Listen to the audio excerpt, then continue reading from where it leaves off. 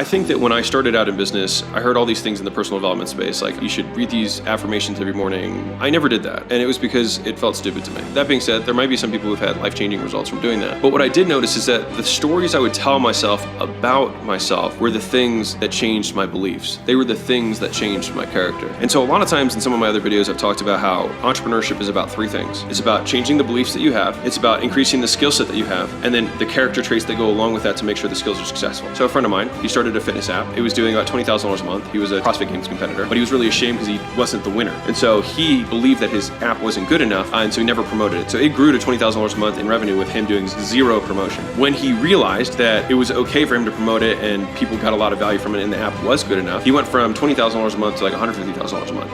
Like that. And the difference was his beliefs. His skills were the same, his character traits are the same, he changed his beliefs.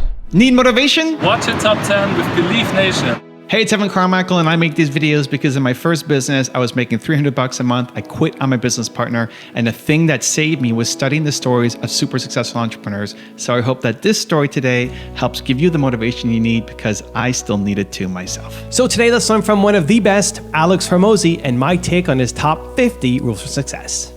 Enjoy.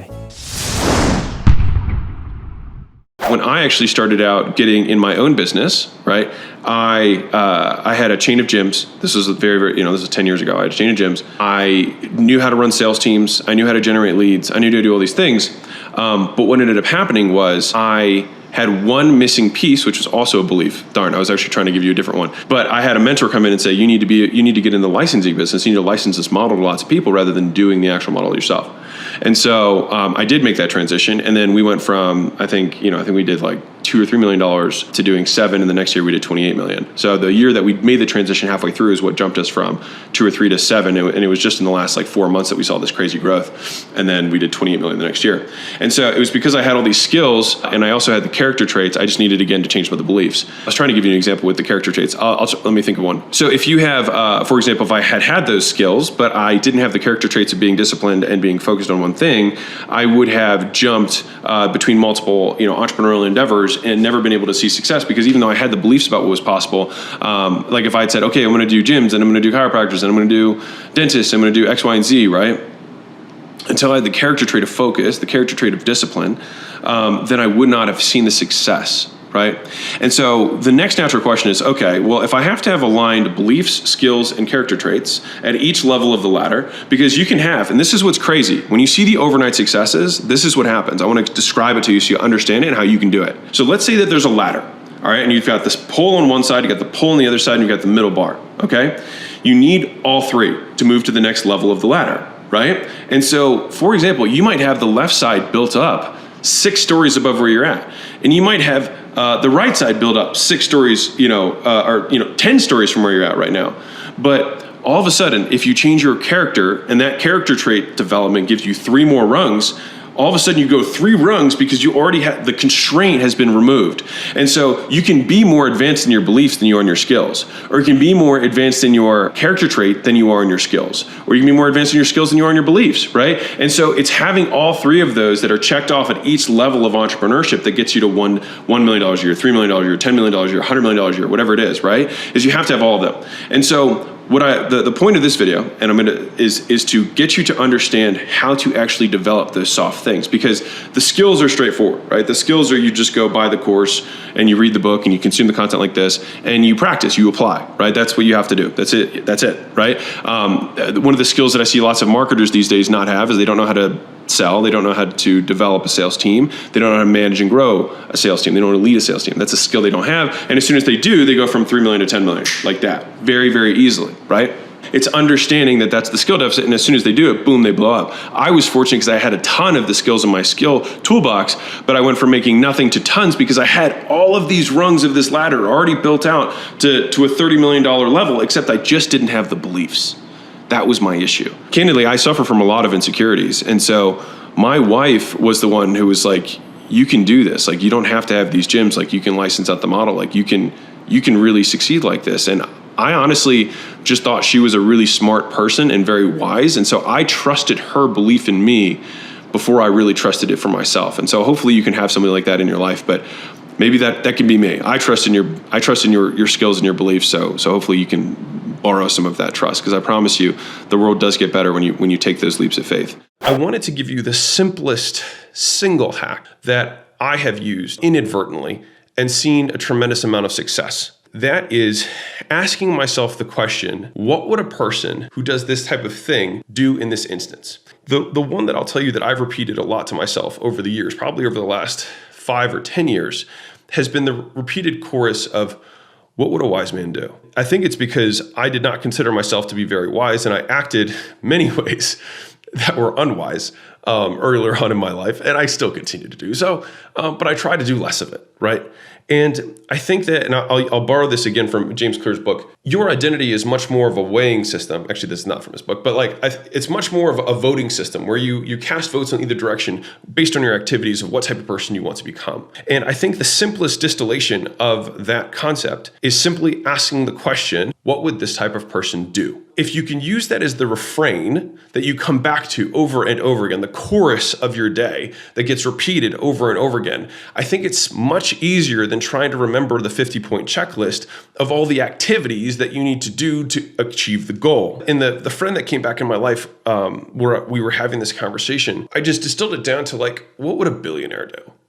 And so when we're confronted with these crossroads, right, you wake up in the morning and you're like, I don't know what I should start on. It's like, what would a billionaire do? And so basically what you can do is have a certain refrain or chorus that you ask yourself, what would this type of person do? And that type of person, when you ask that question, is who you will eventually become as you continue to cast votes that reinforce the stories that we tell ourselves about who we are. And those are the things that create long-lasting, deep change. And what's more about this is that these changes, when they become internal, when they become ingrained in our behavior, they become effortless, but it takes time. And so I think that the mental cue that I have given myself inadvertently over the years, I don't have a lot of choruses that I refrain to or that I come back to over and over again. And so I tweeted about one and it got shared a zillion times, but it is, what would someone 10 times smarter than me do in this situation, right? And a different way of saying that is, what would a billionaire do? And word it in whatever way that resonates with you. But I think rather than having that big checklist, you can put just a little post-it on your computer or wherever you work that's a reminder to yourself that this is the type of person I want to become. And in order to become this type of person, I need to do these things because those actions will reinforce the thoughts that I say about myself. Because the whole concept behind affirmations that I do not like, right, which is I'm a lion, I'm a tiger, I'm a whatever, right? Just saying them doesn't make them true unless you're a crazy person. And most of us are not crazy, I think, right? There's plenty of crazy people, don't get me wrong, but if you're probably watching this channel, you're probably at least semi-sane, right? If we have, this degree of sanity that's on our side, then what we have to do is create something else, which is evidence. We have to give ourselves evidence that we are this type of person in order to become that. But how do you have evidence that you're going to be this person when you have none? Well, it starts with activity. It starts with doing the stuff. And as an added corollary, depending on the goal that you have, it might be, what would a person with a six-pack do? What would a pro champion bodybuilder do? What would an amazing husband do? Or what would the best husband in the world do? And so you can use this framework of asking the question of what your ideal self would do in any given circumstance to apply to a vast number of scenarios. So rather than trying to fix for the habit, fix for the being. And then the habits will take care of themselves in accordance with the type of person that you have stated you wish to become. And so then the goals we have becoming the person we want to be. Once we know who we want to become, then that can direct the types of activities that will be in accordance with that. And the reason I like this better too is that if we're trying to reinforce an identity or an identity trait about ourselves, this is a really good habit, I think, that I've picked up over the years. Recently, I had some of our older OG gym lords who've been a while. They turn their gym around, they've grown, they're at close to 7 figures or right around there, and they've been doing it for a while. And they were complaining about show rates. They're like, hey, our show rates are low. And, you go through the saying, well, you're doing the reminders, are you doing all this stuff? Blah, blah. Yeah, we're doing all this stuff. Okay, cool. And I dig a little bit deeper and I look, and it turns out that they're only open 1 hour per day at 7:15 a.m. for their availability for new clients. And I'm like, how the do you think that you're going to grow your business if the only time that you can take new customers is at 7:15 a.m.? In what world does that make sense, right? Like imagine a grocery store that's only open from 7 to 7:30 because that's when it's convenient for the owner. What chance do you think that grocery store has at succeeding? Virtually none. And so what happens is people have success. They implement tactics. They use gym watch, and then they make money, right? And then what happens? They get comfortable. They get complacent, right? And they lose their hunger. Like after that point, everything, like it's almost like, I was going to say, like after you've like quote made it in your mind, and that's what's funny is that making it in some people's mind is like having 10 grand in their bank account. So like it's scary in terms of what level of making it is. But like once people have made it, I almost want to say like none of these tactics matter because you're just not hungry. Like it doesn't matter. Like the obvious shit you aren't doing. You know what I mean? If your child was going to die, or your spouse, or your significant other, your family member, whatever it was going to die, unless you succeeded, unless you got more clients, unless you made more money with your gym, how would you approach it, right? Would you only be available for 1 hour a day? Would you only be available from 7 to 8 a.m.? Would you only set aside an hour a day to prospect for new customers? Would you only reach out to your existing customers if they hadn't shown up for a month? Sometimes people ask questions that they already know the answer to. It's like, duh, no shit, right? And it goes back to the main thing, which is like, what drives you? Right? Like, what drives you? What drives you to be better? What drives you to continue to want to win? I was asked that question yesterday by the gym owners that were here. And I think, honestly, it comes from a dark place. And I think I've said this before, but like, I'm saying it again because I think people need to hear it. Sometimes you have to wonder, like, why is it that only when someone else's life is on the line do you then actually try, right? Like, why is it only then you actually cut all the noise out of your life and then would go laser focused on actually succeeding? Like, why can't we do that all the time, right? Like, why can't we do that? Because it's like, well, then I wouldn't be happy, whatever, right? And like whatever happiness means, right? And so the people who are the most successful in the world are driven by something that is deep inside of them that is normally an insecurity or a fear of some sort. If you're only trying to make enough to live on, you will always only make enough to live on. And you will slack the moment you get comfortable. And you will wonder, why is it that as soon as I start making money, I stop? Because you actually don't want to make more. That's why. You actually don't want to make more. And so your internal motivation is not there, like, because you've accomplished what you set out to accomplish. The real question is, do you actually want what you claim to want? Do you actually want it? Because if you did, you'd already have it. You'd already be willing to sacrifice other things in order to achieve it. And that might mean like maybe waking up earlier, maybe like working 4 to 8 p.m. to take sales appointments, or whatever that thing is. It's just the obvious shit. Like, if you were coaching you, what would you recommend you to do, right? Like, a lot of times if you think about it, like, you most of the time know what to do. Like, you do on some level. Like, you probably know that you're like, man, I do stupid shit sometimes, right? You probably think that on some level sometimes, right? Then you're like, man, if you could step out of yourself and say, I need to coach myself, you probably have the answer. And it's just that you don't do it for some reason.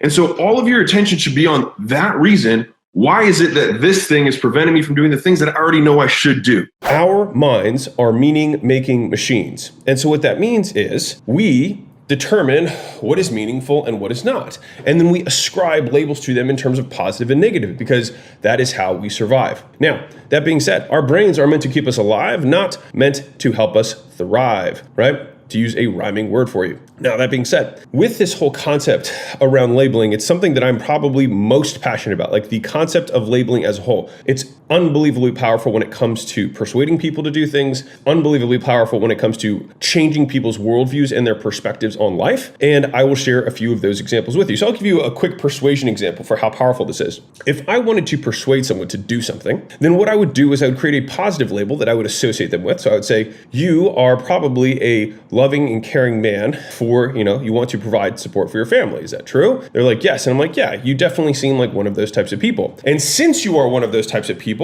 I think that you should invest in this program that we have, because that would be in alignment with this ideal that we just labeled the person with. And so what happens is it creates cognitive dissonance, because for the person, in order for them to stay in accordance with the label that they would like to have, they then feel obligated to then act in accordance with that label that we just prescribed. Now, that's a very simplistic example. You can weave that into narratives and sales scripts so that people become psychologically labeled and then want to act in accordance with that label because they see it as positive, right? The thing is that it can also work in reverse in terms of how you can harm someone. And the reason that this is so viscerally upsetting to me is that I have had members of my family, extended and whatnot, who have, I would say, debilitated themselves in large part because of what they believe to be mental illness, and I disagree. Now, many people will get triggered at this, and so I will say my big disclaimer, which is this is not financial advice, this is not grammatical advice, this is not spiritual advice, this is not even advice. This is a guy making a YouTube video about stuff that pisses me off, and hopefully some of the things that serve me well. Now, let's talk about the labels that are negative. One of the most pernicious acts that exists, negative, bad stuff, is when we take the human experience that has ups and downs, that has extremes, that exists on continuums, and we label one side of the continuum as bad and the other side of the continuum as good. For example, happy, sad, energized, or weak, tired, right? We have equal opposites, relaxed, stressed, right? There's lots of examples of these. The reason that this is so dangerous when we give a positive or negative label is that people think that they have a problem when they are not feeling happy or energized or relaxed or clear-minded versus foggy, you know what I mean? Whatever. And the thing is in order for there to be light, there must be darkness. Think about that for a second. In order for there to be good, there must also be bad. One, if you want to admit the existence of one, there must also be the existence of the other. Right. Awesome. Now, the problem, this is why we have to be careful with labels, that most people suffer from is that they label normal variations in the human condition with negative experiences. And so they see themselves as tired and say this is bad, whereas it's really just part of the human condition. They see themselves as sad rather than happy and see that as bad. And so what happens is you start to upgrade a finite emotional condition into a long-standing emotional disturbance because you think it's a problem. And the thing is it's very easy to sell people on why these things are problems. Big Pharma is the king of this. Are you feeling tired, stressed? Are you hungry? Are you horny? Well, you are suffering from being a human being. It's being human. And so I think a lot of this, and the reason that it wraps into the original part of the prompt of this video, is that if we want to be enduring entrepreneurs, we want to be people who have resilience, we want to be people who have mental fortitude, we must be careful about the things that we label. And there's also the good-bad label, which is the simplest label that a lot of people ascribe to conditions that are ephemeral, right? They're brief, right? And then they change. But there's also the shoulds, have, musts, need to, etceteras that we say in our lives that we have to do these things, or we must do these things. And if we do not, or else, we put out a threat towards the universe. If I don't get my coffee, I must get my coffee. I need to have coffee before I start my day. What happens is that we create these implied threats to ourselves and the universe. If we don't, then what?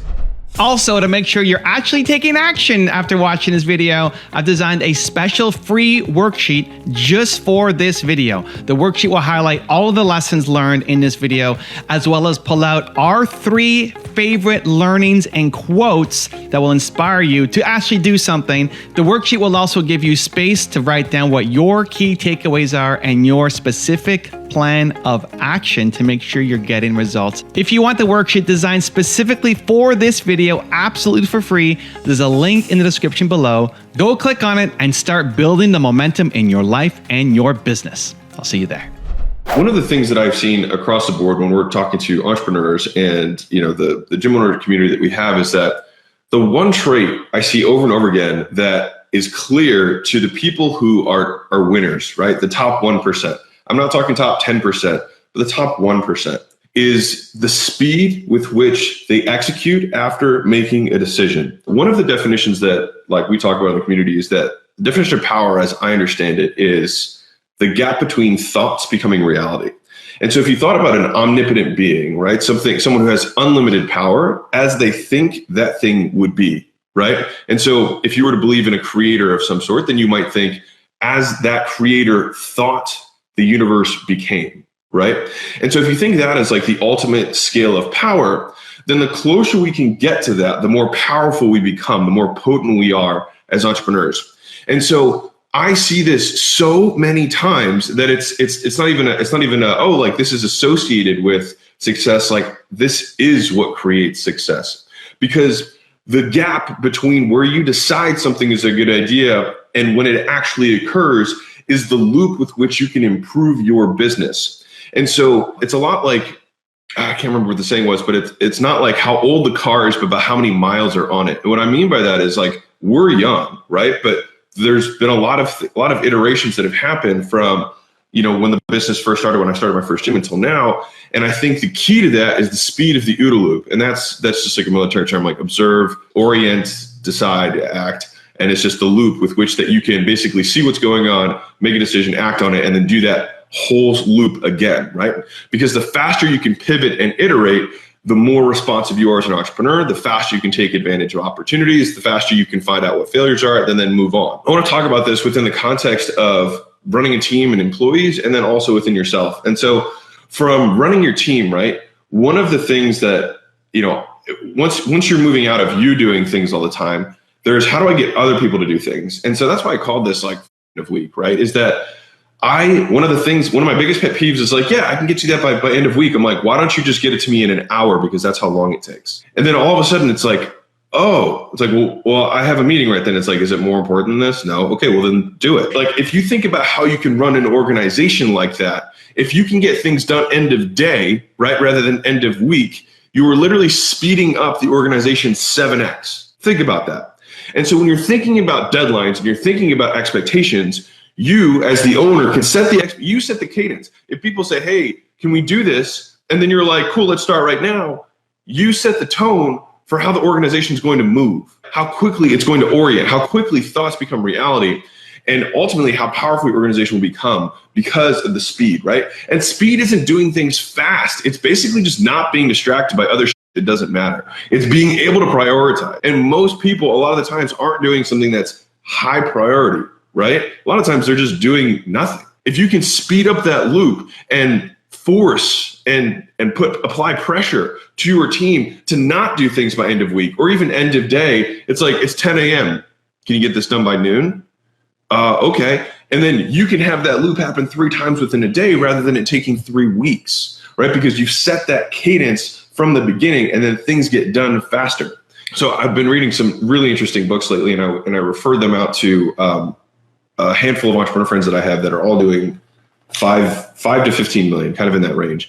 And what was amazing to me is that every single one of them read the book immediately, sent me back their notes and what they were going to do with it. And basically were asking feedback on the angle that they were going to take with it. What's fascinating to me is that if you look at lower level entrepreneurs, and I'm not saying that in a negative way, I'm just saying in terms of just objective revenue, like just they haven't achieved as much. The delay between being able to gain information and act is so much longer, and that's why where they want to be. It's kind of the same degree of people who pay for our program and haven't gone through the portal yet. I'm like, what are you doing?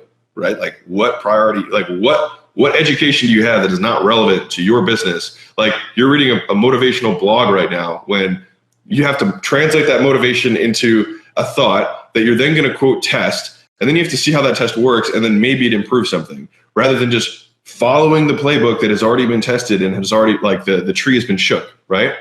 And so if you look at like Joey, for example, who by all definitions, his gym is the number one gym within Gym Launch, right? He had already finished everything in Legacy by week 8, his first 8 weeks. He'd already implemented every single system in Legacy. And so it's not like he has more hours in the day, right? It's not like his business is different. It's just that his level of efficacy in execution was so high because he didn't allow himself to get distracted by things. And the moment he has something he needs to execute, it creates this itch inside of him that he can't move forward without executing this so that the relief comes. And if you can start to foster that type of behavior in yourself and those attitudes about execution, you will grow faster and you will become more powerful as an entrepreneur, right? If you think about your competition, who would you fear, right? The competitor who sees what you're doing can immediately execute, implement, and improve on it at a faster loop than you can even understand what's going on, right? And that's where speed of first to market and things like that don't matter as much, because if a competitor can execute an out OODA loop, right, can speed that loop up faster, they can iterate, improve on it faster than you can, and then you have no chance to catch up. And so if you're looking at your business, look at it from a context of speed of how long does it take us to improve things? How long from understanding that our churn is high to executing the 5 horsemen, how long did that take? We knew what the problem was. How long did it take for us to do? And if you can get real with yourself about how many actual hours it will take to do something, and then you look at your week and you think, okay, what am I doing today that is more important than this? And where can I put these 2 hours? And start with the moment that you make the decision. And then all of a sudden you'll be getting things done that day, that afternoon, rather than end of week, end of month. We purposely delay these things because we just procrastinate for no reason when the problem will not go away, right? And so that is why within Gym Launch, speed is king is one of the core tenets of the business, because you have to, and the tone has to start with you as the entrepreneur. Like, you have to apply that pressure. You have to say end of week. Why, like, what are you doing today that's more important than this, right? What are you doing in the next 2 hours that's more important than this? Tell me. Right? And a lot of times you'll get the answer like, well, I guess I can do it now. It's like, yeah, then let's do it now. Let's get it done. Right? And that small change can 7x, right? If you even going from end of week to end of day, can 7x how quickly your business grows, because the solutions that you need to implement to solve the problems and break through the bottlenecks happen today, not in a week, not in a month. And then the reaction to the next thing that breaks, the next bottleneck in the business, happens not in a week, not in a month, but in a day. And then that's how quickly you can pivot from where you are to where you want to go, because it's not one big thing. It's a million small turns that will get you there. You need someone who you can trust. Like, if you're giving someone your money, like, or you're trying to take someone's advice or counsel, you need to trust their intentions. All right. And so it's not just whether they have integrity, it's whether they have your best interest in mind. All right. So I'm going to get to how I solve for that in a second, but that is the first character trait you need of a counsel, of somebody, of any kind of counsel, really, whether it's investment law, et cetera. The second is efficacy, or their skill set, right? So let's think of different scenarios here. So let's say you might trust your mom implicitly, but she doesn't have the skill of knowing much about, how to structure insurance policies or trusts or, investments in tech startups, right? She might not have that skill, but you might trust her intention, right? For you specifically. On the reverse of that, you might see that there's this person who's got lots of skill, is prodigious in this, but it also means that they know exactly how to screw you if they want to, right? Which is one of the double-sided things of being really good at something, right? You know all the details, you know how to write the agreement, structure the deals in order to make sure that you get the best outcome, right? And so the idea is to find someone who has both your best interest at heart and has the ability to deliver on what you want. Right? And so it's both of these things. And so you're like, well, yeah, maybe that seems obvious for me. Just even boiling it down to that was very helpful for me, because when I look through advisors, look for people I want to get counsel from, I have to look at these two things. All right. So here's how I test for the integrity piece. And here's how you can control for risk here. Right. One is I always try and interview as many advisors as humanly possible. All right. And I do that because I'm going to get as much information from each of the counsel during this process that will give me perspective from which to make a judgment. Right. One of the biggest problems with this, like if you think about Julie, who's trying to lose weight, right? She goes in the gym and then she talks to 10 personal trainers. One personal trainer says it's all about high fat, low carb. Another guy says, hey, don't worry about that keto stuff. It's all about high carb, low fat. And then another guy says, no, you really just need a balanced thing. And then another guy says, it's only about calories. It's only about counting your macros. And so you get this huge perspective so that hopefully you can make a judgment call. Otherwise, when you talk to the first guy and he says it's all about keto, then you're like, well, I guess this is it, right? I guess these guys all have opinions, when in reality, there is a truth. You just don't have the perspective from which to make a judgment yet. And so the first step in this is that I interview as many as I possibly can from reputable sources. So this is where I reach out to my network, I make posts, et cetera, to try and get as many referrals as I can. All right. So that's step one. Step two for the integrity piece is that I try and have aligned incentives. Now, a lot of times there are incentive systems that appear aligned, but are not in reality. So let me give you an example. So in the real estate market, if you're a realtor, for example, you may think, oh, this realtor has my best interest at heart, right? Because they have an incentive to sell the house. And so that is why they're going to get compensated. So they want to sell it for as much as possible. But they aren't incentivized to sell it for as much as possible. They're incentivized to sell it as fast as possible and get a deal closed. All right. And so think about this. For you, selling a house for $500,000 that's worth $500,000 is a normal, that's normal. That's the market price, right? But for you to make an extra, let's say $25,000 or $50,000 would be really material. That would be a huge extra outcome for you. You would probably push a lot harder to get the extra $25,000 or $50,000. Now, let's say that you could probably sell it in a day at $450,000 because it's below the market value of the house, right? Now, here's what's crazy is that if a selling realtor like total, it might be 7%, 2% goes to the buyer and 5% goes to the seller. If 5% is going to your realtor, 5% of $500,000, right, is 25 grand. Okay. And so for them, the $50,000 decrease to drop you from 500 to 450 means that they're going to give up $2,500. So they're going to make $22,500. So let me ask you a question. Now, in the reverse, if they sell for $525, they're going to get $27,500, right? And so it's a $5,000 swing off of a $25,000 nut for them, and one of them might take them 3 months, and one of them might take them a day. So what is their incentive? Their incentive is to make as much money as possible per unit of time. And so they're incentivized to sell as fast as possible. And so this is one of those things where you have to put your thinking cap on and say, are our incentives truly aligned? And so when we're looking at this, when I say there's 2 aspects that I look for a counselor or somebody who's going to help me do something financially, legally, insurance-wise, whatever it is.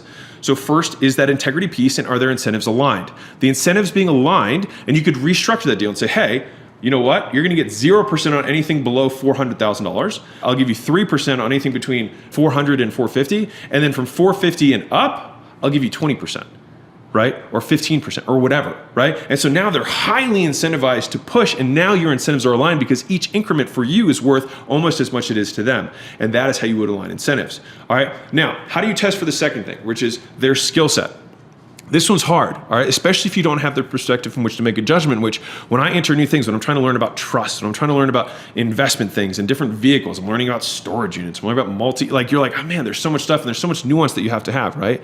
And so the first thing is I like to usually read 2 to 3 books on the topic, all right? And I read 2 to 3 books just so I don't appear like an idiot.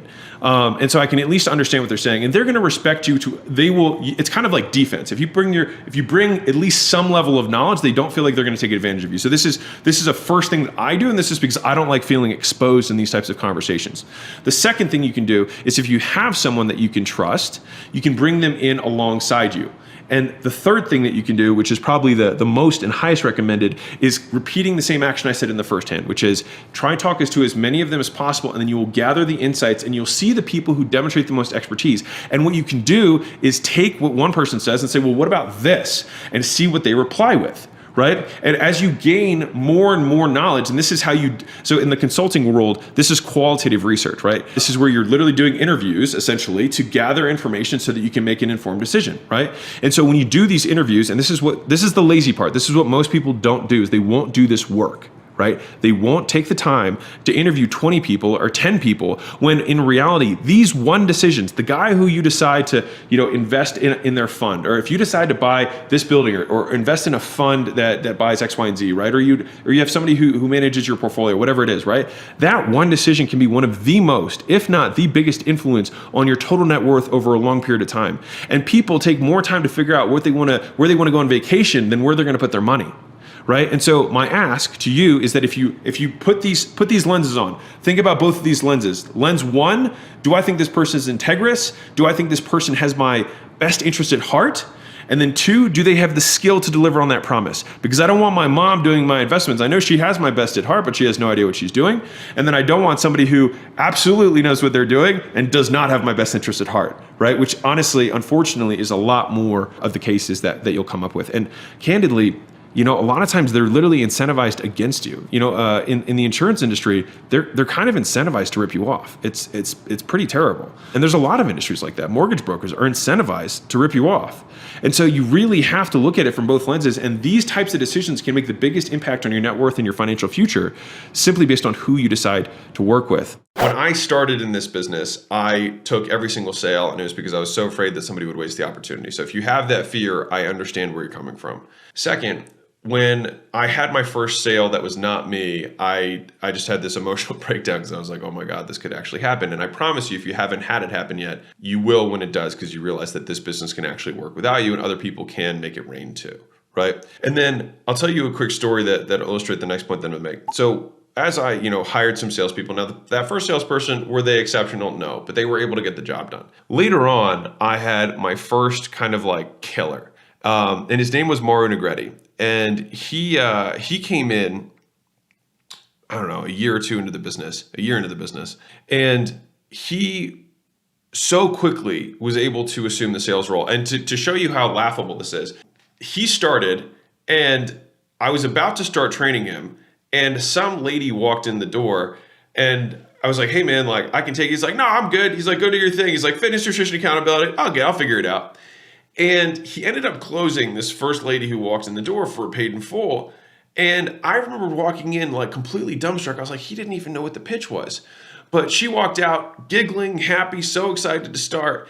And what that moment taught me was that it is good to train salespeople, but it's better to take great salespeople and then just point them in a direction. And so this has informed a lot of the thinking that I have around talent in general. And I'll tell you a couple of frameworks that have informed this. But like, if you look at Harvard doesn't produce the smartest people. They select the smartest people, and then they put smart professors in front of them. But like the base level of intelligence of everyone who's at Harvard is already exceptionally high. And so like, even if the teachers at Harvard were not exceptional, the students are, and they would be successful independent of that because their selection is so ridiculous, right? And so if we can think about our own companies that way, and especially if you're in the service business, like look at the biggest service companies out there. Like look at McKinsey, look at Bain, look at BCG, look at basically a lot of the finance world are service-based businesses a lot of times, right? And they're able to do that because they create such a pool to select from that they are able to skim for the best talent, right? I heard this quote from Esther Cathy, who's the founder of Chick-fil-A. You win the championship in the draft. And so it was such a belief that they had about picking the right people, even more so than training. And I would say that I have moved in that direction of a little bit more nature than nurture when it comes to roles, specifically sales especially.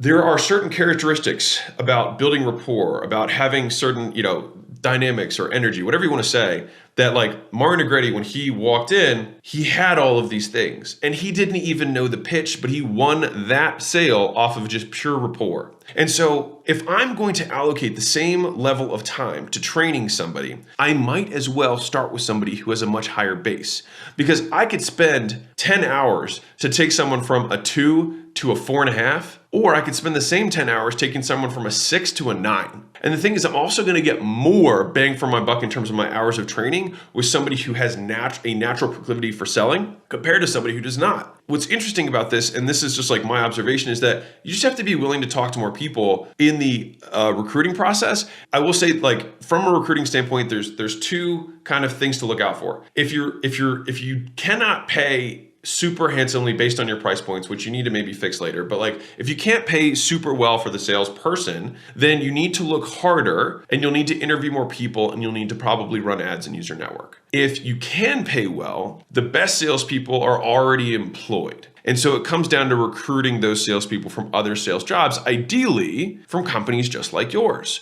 so that they already know a lot of the things coming into it. So it decreases the ramp up time for them, because all we're really doing is swapping products, and the actual sales cycle, the type of sale, is it a transactional sale? Is it a long sale? Is it a software sale? Is it a coaching program sale? Whatever it is, right? There's so few variables that we're changing that they can immediately jump and go, which also allows you to make a judgment on their proficiency faster. And so as a quick side note to this, because this is something that I've given a lot of thought, if you look at the top salespeople and sales trainers, and this is going to drive home the point that I was making earlier about it being, much of it being born, all right, is that if you look at the top people who are in the space, you look at Jordan Belfort, right? You look at Bradley, you look at, and some people would say me in terms from a selling perspective. All the guys that I know who have taught sales were exceptional salespeople day one. Bradley started selling cars when he was 18 years old and was the top salesman at 18 years old when he started. And he was like, I just found something I was really good at. Jordan Belfort talks about how he didn't know how to train anybody in his book. And then all of a sudden he, for the first time ever, wrote out a framework to explain the straight line sales system, which became his book and all that kind of stuff. But he, up to that point, it was just what he naturally did, right? And I can tell you in my instance as well, I'd already closed thousands of deals before I even consumed my first sales training. And so like, I do think that if we are selecting salespeople, I think it's much more about selection than it is about training. The training is to remind them how good they are, not necessarily to make them good. All right, and this is something that has shifted over time for me specifically. Now, if you're like, well, I suck at sales, you can absolutely put way more time into yourself than a business would reasonably put into an employee. All right, like you have you all the time. So you can train you in all your off hours and you're spending your own time to invest in yourself. But from a return on investment perspective, it's the cost of finding a good salesperson compared to the cost of training a bad or mediocre salesperson is significantly lower. It's much easier to find the right people than it is to take somebody and then make such a crazy extensive training, unless your entire model is we just take on every single person who walks in the door. Like 24 Hour Fitness has this model. They take on anybody who has a pulse, and then they put them through a ridiculous culling process, and then 10% of people make it in the first 90 days. A lot of people, I would say, mistakenly think that the number one resource is time, right? Everyone's like, time is money, time is money, time is money. And I would argue that that's not necessarily true. I would argue that attention is money. That is the golden resource. So the billionaire friend that I have, he's actually been helping me on the new endeavor that we are launching to our gym lords soon, which I think will change the industry. Anyways, he's been helping me with that stuff. But like, here's an example. On his phone does not ring unless you are already a contact that has been whitelisted. His phone doesn't ring. He's impossible to reach. The more successful, the larger your company grows, the more you scale, the more you need to scale. And the only way to scale you is because you do have a finite amount of attention. And so what happens is you have to decrease all of the other things in your life that drain attention, because you can have as much time as you want, but if you're not there, you're not potent, you're not able, then you can't get anything done with that time that you're supposedly allocating, which is why a lot of people end up in this in-between state of always everywhere and at the same time nowhere, right? And so they're everywhere, but they're not paying attention to anything. And the reason that it's difficult to focus is because entrepreneurs, the character trait that made us into entrepreneurs is that we're go-getters, we're risk averse, we're creators, we're innovators, we're builders, right? We have all of those traits, but the difficulty is that the thing that gets you from 0 to 1 is not the thing that gets you from 1 to 2, right? And so one of the reason that you have to totally morph and why you have to be a growth-oriented individual is because you have to change your own individual character traits in order to progress as a business owner. And so, like I said, the things that got you here are not the things that are going to get you there. The things that got you here, which is your own internal skills, are not the things that you need to pass on to other people. So the only way that you were able to grow your business at a certain point is by growing other people, right? And the only way you can do that is if you have the attention and the bandwidth in order to do so. And that's why if you look at a business owner, and like the more I obsess on looking at billionaires and people who are doing better than we are, is I look at how quiet and how clean they keep their space. And I mean that both in a literal sense, that like their surroundings, their office, their house, their homes, their cell phone, their computers, right? It's quiet, right? Everything, like it's pristine. And when you talk to these people, there's a certain amount of tranquility that's there, and they just have very low tolerance. And it's not that they're trying to be impatient with you or impatient with the world. It's just that they understand that they have they're operating at such a high level that there's so many things that are demanding of their time and attention that they can't. And so they have to forcibly remove themselves from so many different situations. And I'm going to give you an example. So one of the people that I'm somewhat mentoring, right? They had 4 businesses, and this is something that happens so many times. Like you want $100,000 coaching? This is what happens in $100,000 coaching sessions. And I'm being honest with you. What happens is someone who's coming in, usually doing between $1 and $3 million a year, can't get past a certain point, right? And the reason they can't get past is because they only have so much attention, and they have it spread between 4 or 5 different cakes. That's when the gym owner has 4 gyms and is making less money than they did when they had 1 gym, because the amount of attention that they can allocate to one facility has gone down so much that with fixed costs, they basically are breaking even, right? And so the same thing happens. Now that entrepreneur is probably making $1 to $3 million in gross revenue, but not taking anything home because they don't have the attention to actually put onto things. And so in order to grow, you need to do less. In order to grow, you need to do less. And that comes from both delegation and also choosing what not to do. The better you get, the better the opportunities that you have to say no to. Imagine the level of opportunities that we have now. I'm just being honest. So imagine how many things we could do or try and JV with or do a partnership with or whatever because of the distribution network that we have and the trust and the goodwill that we have with the gym owners that we have in our network, right? A lot. You know how many people cold message me like, I have an opportunity for you. I'm like, really? You have an opportunity for me. And so the better you get, the better your opportunities you have to say no to, which is why becoming a higher and higher and higher level entrepreneur is more and more difficult because it requires discipline. It's not about doing more, it's about doing less, because we innately want to do more. So doing more of your own internal characteristic, if that was what it took to be more successful, then everyone would be more successful, because it would be something that does not take effort, because that is something that we already do. It's like, man, I outwork anyone. I've got all this work ethic. Cool. That gets you from 0 to 1. It's not going to get you any further than that. So stop identifying with that. It was something that I used to identify with. I was like, I'll outwork anyone, I'll blah, blah, blah, whatever. Like, that was something that I used to think about. And it was a character trait. It was an identity thing. And the more you grow, the more you realize that your identity needs to be fluid, because what it needs to be is exactly what it needs to be at that given time of development. Because the character traits that I'm going to have to emphasize in a year are going to be different than the ones that I have to emphasize now. The skills that you need to learn, like delegation, leadership, those are things that are not the things that take you in the beginning. You have to be independent. You have to be hustling. You have to be grinding. You have to be willing to put in the work, because no one else will do it for you, especially if you have no capital to start, which most of the people who are on here are in that situation. To reel this back in, the number one thing that you have to be paying attention to is where you are paying your attention, right? Like, you spend attention. That's why they call it paying attention. It's because it is a resource. And most people don't pay attention to that, right? And so one of the things that a lot of people don't know about me, this one's going to go long. Some of the things that a lot of people don't know about me is that I, for 9 months, paid a coach to teach me one thing, which was to manage my attention, was to teach me how to think. And so for 90 minutes every single day, all I did was talk about what I was thinking about. Think about that. Every day, I paid attention to where my attention was. And when I did that, all of a sudden, my business blew up, right? And I realized that I had toxic relationships. I had toxic relationships with parents. I had toxic relationships with friends or pseudo-friends, things that were taking my attention, past things that I had on my mind that I knew I had not handled. So those are called like open loops or open cycles, right? So when you have something that you're like, I haven't resolved this, then you need to handle that, and you'll get that attention back, because what happens is you have this bowl, this tiny little bowl of marbles, and each of those marbles is a unit of attention, right? If you had to measure it.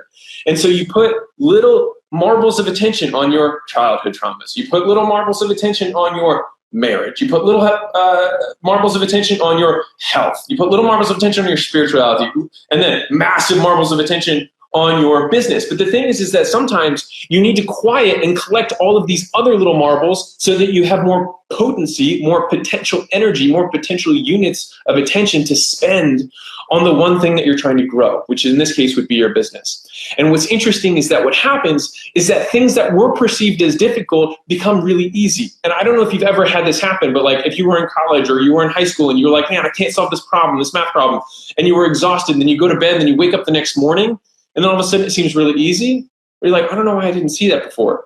Because attention gives you the ability to see, right? Like if you think about wisdom, right? Wisdom is an ability to see what other people cannot see, right? Two people are presented the same situation. The wiser person sees things that the other person doesn't. And how can you see better? You see better if you have more ability to see, which comes from your most valuable resource, attention. How much horsepower do you have? And so look at the things that you have in your life right now. Like if I see someone who has a messy relationship life, who's got a messy love life, who goes out every weekend and gets trashed, right? Like I can tell you, billionaires don't do that. That like the whole Tony Stark like vision of the entrepreneur is a farce. It's not true. Don't believe that.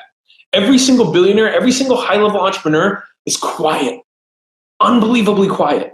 They keep themselves completely isolated. They have a bubble around them of layers of protection. They're like for me, it's me, and then there's Leila, and then we have our COO, and then we have our executive assistant team, because we have a team of EAs at this point. We have 4 who work the next level. There's no one who has direct access to me, including our employees. No one does.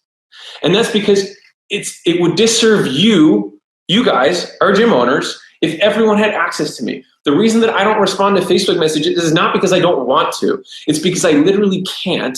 And if I did, I would be disserving everyone, because then my attention would be split, because someone can't generate leads in their market or whatever. You know what I mean? Like, because these little things that are perceived as huge issues to you in that moment, because you have a little bit of attention, you have so little left that everything seems like an explosion. But when you have lots of capacity, big problems seem small, and small problems seem big. And it sounds reverse, because what you do is you start seeing that all of these things are attention drains, and you just say, I don't want to play anymore. And you stop playing. Most business strategies are not complicated. Find something people want, charge a lot of money for it, and deliver that thing really well, so much so that they tell other people about your product. It's not overwhelmingly complex to consider. The execution is difficult, but the concept is not. And so a lot of people think they're going to win on strategy when they're starting a business, when you could have two people who have lawn care companies and one person has a lawn care company worth $1 billion and one person that can barely break $5,000 a month. It's not because the strategy is significantly different, it's just the execution. How is it that an entrepreneur or two entrepreneurs can start at the exact same time and one can get 10, 20, 30 times faster? Or when you start over again, you can always skip these steps to get to your level of incompetence. My theory around this comes down to pattern recognition. And let me explain. It's not just pattern recognition from the perspective that you have strategies or something that you're recognizing, but actually patterns in people. And so I'm going to give this a quick story to drive this point home. I have struggled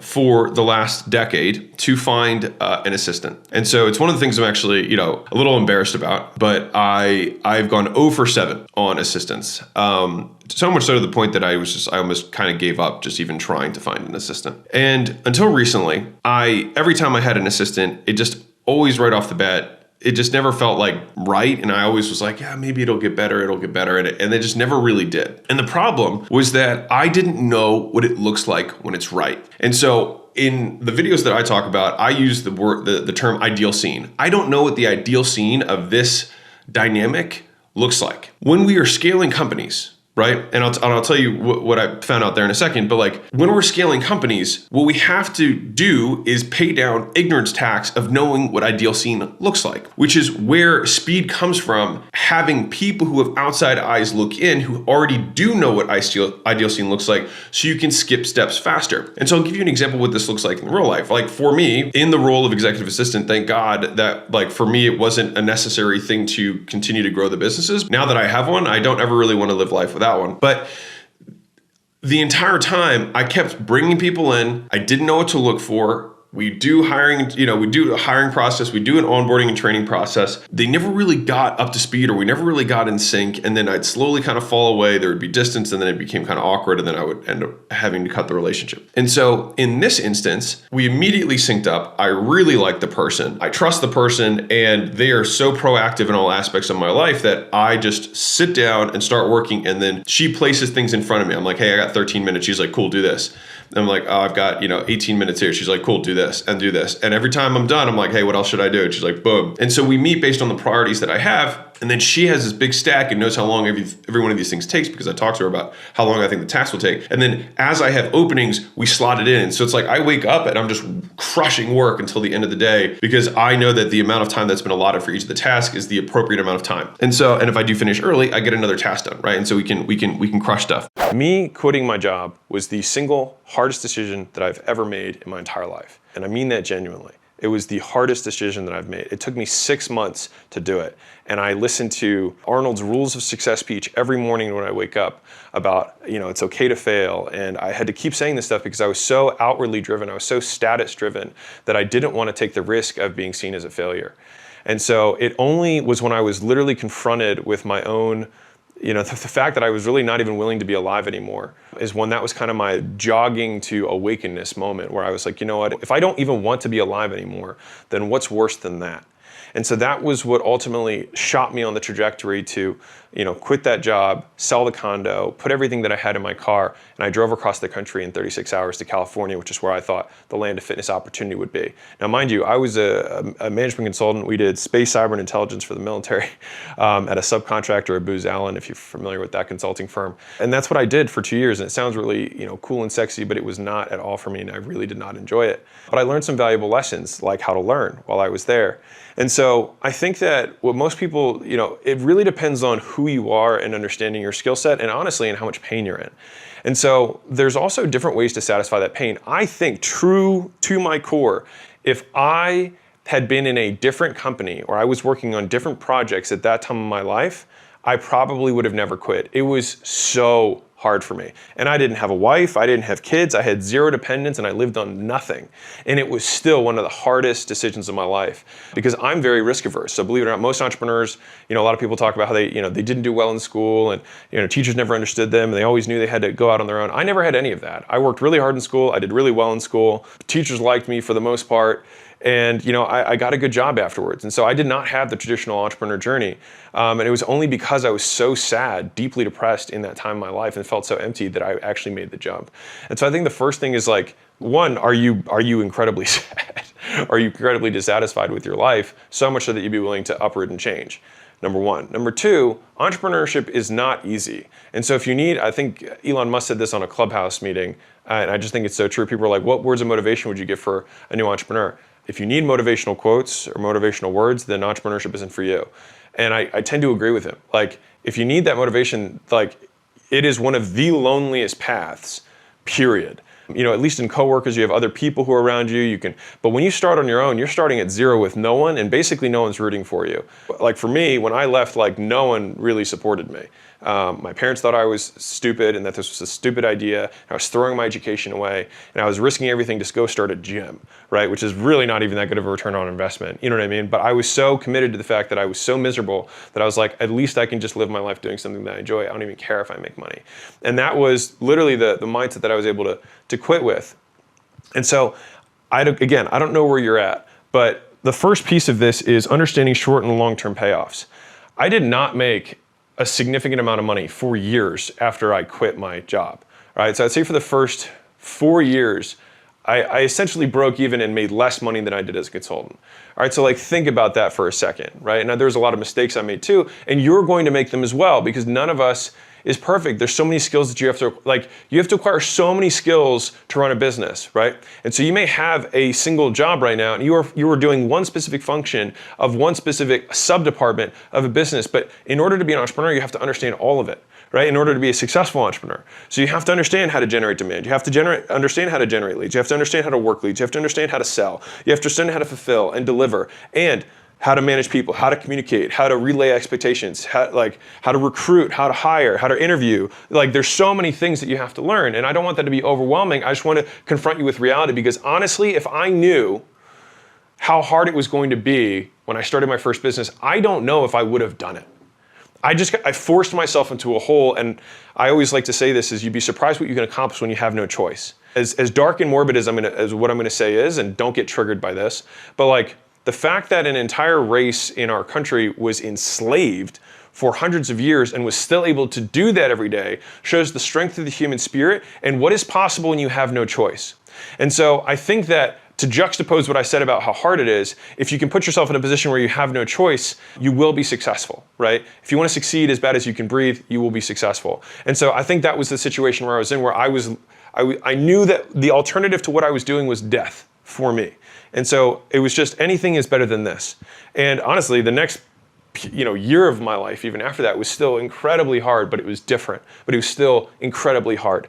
Most people, most champions do not have something that you do not have. They lack something that you have. For a champion in the physical realm, a lot of times it's they don't have an off switch. They just keep going. And so to the same degree, you probably do things every single day that you should not be doing. And so what I want to introduce to you is a concept of the anti-routine as the most productive routine that is humanly possible for you to accomplish what you want. Number one is obviously just shifting the perspective of I need to do more things and I need to add more things to my routine, when in fact you need to stop doing things that you're currently doing. All that remains is the work to be done. Priorities mean two things cannot be equally important. When you work on something, if I spend 30 minutes on both things and I say this one's more important than this one, I can say that, but that's not reality because I basically just said they were both important, which means neither of them are, which is why most people cannot get done because they cannot say no. You need to have a routine of saying no, an anti-routine, and that is the thing that's going to yield those outsized returns on productivity. You can't do two things with different levels of importance. It's either important or it's not important. So if you say this is the priority, then it means you do not do other things besides that thing. That is how it is a priority. That is how you literally prioritize. We think that for some reason we are doing something wrong when we are not self-caring, because it is bad to not self-care, because we should, we must, or else, or what? And the reason this pisses me off, the reason that I made a tweet that went viral this morning about this, is that weekends are new for humans. They're not even 100 years old. 1929 in England is when the first weekend got passed by a union. And it's because people hated what they were doing for their life. And so if you want to truly give self-care, then stop hating what you do every day. Novel concept, I know. Stop hanging out with people that suck. Mind-blowing, like I said, I know. And the reason that I am so passionate about this is that I have been told throughout my entire life that I was working too much, I was not balancing the things that I was supposed to be balancing. And you know what? Who gives a shit? It's my life. I don't need to live by anyone else's rules, and neither do you, right? And so when people say you should be doing this, you are not doing X, Y, Z, just take a pause and be like, are these rules that I want to listen to? Are those your rules that you're trying to apply to my life? Because there are no rules. You can do whatever the hell you want. If you want to work for a year straight, work for a year straight. And the reason you can work for a year straight is because you like what you do. The reason these people try and project their own self-hatred for their own lives onto you is because they cannot imagine a world in which someone might actually like what they do every day and don't need an escape, a break from what their existence is on a daily basis. And so don't feel guilty for just being you. And if you don't like your life every day, rather than try and figure out and make time for self-care, it would probably be better to flip the ratio and start thinking, what can I do in my actual life to stop hating it so much that I need an escape from it, right? And that's different from like, yes, you need to sleep. Yes, you need to, rest, etc. But there's a difference between that and like, I just need a total spa day. And if that's how you relax, cool. But the thing is projecting on someone else how they should, must, need to, have to relax or do whatever, it's nonsensical. It doesn't exist, right? I wanted to make this video, even though it's short, because it just drives me bananas. If you want to work, work. If you want to take off, take off. Just don't listen to what anyone else says about what you should do for your life. You're going to die and so will they. And it's not going to matter. And in 10 generations, don't even remember your name. So do what you want. You're going to die. And that is the ultimate freedom. And for some reason, we live under these chains that we think exist, but don't. And so I think the process of growing and really making ourselves free is just simply identifying the things that don't really exist and only existed in our mind to begin with. And I think that's why self-care really bugs the shit out of me, or this whole self-care movement. It's also soft as like, just work, right? Just get it done. You need to like give yourself a bubble bath every day because like your work's so hard. Like humans have been here a very long time. We've dealt with much, much harder shit. Your, boss having a deadline the next day is not the worst that you've been through. And so as a final sign off on this, think about the hardest things that you have been through in your life. Everyone has gone through hardship. Everyone has had difficulties in childhood. Everyone has had difficulties with siblings, with parents, blah, blah, blah, blah, blah, these events that shape our lives. You have been through harder shit than this. You will survive. It will be okay. You don't need to self-care. You don't need to listen to what anyone else is saying. You do you. And if that means self-care, by all means, but just don't project it on anyone else. I would say there are days that I feel like less energized or things like that, for sure. Not about like the big picture of like, I don't believe that this cause is not worthy. But I do think a lot of people have that too, where they're like, what I'm doing is meaningless, right? And then I get into, I think everything's meaningless, and then we can just create whatever meaning, we choose to, because if we don't believe in a capital M meaning, which a lot of people disagree with, that's fine. But if you don't believe in a capital M meaning, I think that's very freeing, because then you can create a little m meaning for whatever you want. And so if you believe, you can then choose to architect your own life in whatever ways that you deem meaningful, and make the activities you do aligned with that meaning. The difference between capital M meaning and little m meaning, and this is kind of like the basis of nihilism, which people have like a very negative viewpoint around, which I'm not entirely sure about why. But like capital M meaning means that like this is the meaning of life, period. Like for everyone, this is the meaning of life. Whereas if we say that there is no single agreed upon meaning of life, and then people say, well, then that is your big meaning of life. And I'm like, yes, you're right. I believe that there is no meaning. That is the meaning that I believe. And they're like, well, then that is the capital M. Then sure, that's my capital M meaning, is that there is no meaning. What's the implication of that? It means now that we have meaning-making machines in our brain, and so we get to create and destroy meaning as we see fit. And so if we choose an activity and we deem that goal meaningful because we think it's more interesting or it energizes us, then we can ascribe meaning to that and do more of it. And what's nice about not having capital M meaning is that that can shift, right? That might be good for a season, and then it can shift. I will say that the downside of not having capital M meaning, which I consider to be religion off the shelf, is that it's more difficult because you have no one who's saying, here's the big box of rules, you can read it, and then that way you don't have to make the decisions about it. But I think it's more difficult, but ultimately more rewarding if you have reasoning behind why you believe what you believe. Because then you have to independently come up with your own conclusions about those things. It also makes it malleable so that if you get new data or new evidence, then you can change your mind, which a lot of people, again, have difficulty with. But like if you change the information, then it would make sense that if it materially changes the outcome, that the way that you believe about something should change. And I think a lot of people identify with their beliefs as a part of themselves rather than as what I prefer to call them, which is assumptions, because they work the same way. What's the difference in belief and assumption? Not a lot, right? The only difference is just what we call the word. And so assumptions are based on things that we've observed, and then we assume something as a result. And so I would say that beliefs are just assumptions, but when you call them that, they become less tied to your identity. If you have an assumption, you don't say, you challenged my assumption. It's like, well, yeah, you challenged my assumption. Oh, that's great. I was assuming this. It must be this. And then they become much more flexible, and then we don't tie our egos into them, and I think ultimately it serves more people better in the long run. I've said this quote many times in our communities and on this channel, which is, you must outwork your self-doubt. Right? If you feel like you are not confident, then you must outwork the things that you're insecure about. If you're like, man, I'm selling these services and I'm not sure if I'm that good at them, then do more of them and don't pretend. Honesty is one of the most compelling and convicting things for persuading people, right? Saying what you are good at and what you are not good at truthfully will win you far more followers and fans and loyal customers and loyal employees than pretending. Because at the end of the day, they can feel that you are disingenuous because they know that it is hollow. They know that on the inside, you do not believe the words that are coming out of your mouth. And that is how people speak without conviction, and they cannot sway others because they have not swayed themselves, because they have lost their own respect. And so I am not the believer in buying the Ferrari when you can't afford it. I am not the believer in affording the home and paying for the home that you cannot afford because you want to pretend like this is the lifestyle that you want to be around. If you go under the guise of networking, you can still go to those places without buying a $4 million house when you're barely making, a few $100,000 a year. It doesn't make sense. I like Jay-Z's quote around this, which is, if you can't buy something twice, don't buy it once. I really like that. And so this is one of the most common questions I get for newer entrepreneurs, because they think that they have to pose on Instagram in order to get wealthy. And what it does is it conflates sequence. Jeff Bezos is famous because of what he did, not because he became famous as Jeff Bezos and then used his following to build something. Elon Musk is famous for what he's accomplished, not for being Elon Musk and then creating something as a result, right? Let the actions be the thing that gives you the fame rather than yourself, right? At least that is Alex's 2 cents in my viewpoint on the world. And I think most of Mosey Nation, you guys share that belief with me. And for those of you who are new to this channel, you're gonna get more of this type of stuff and none of the fake it till you make it nonsense. That is a sure way to be broke. And I will tell you this as a last thing.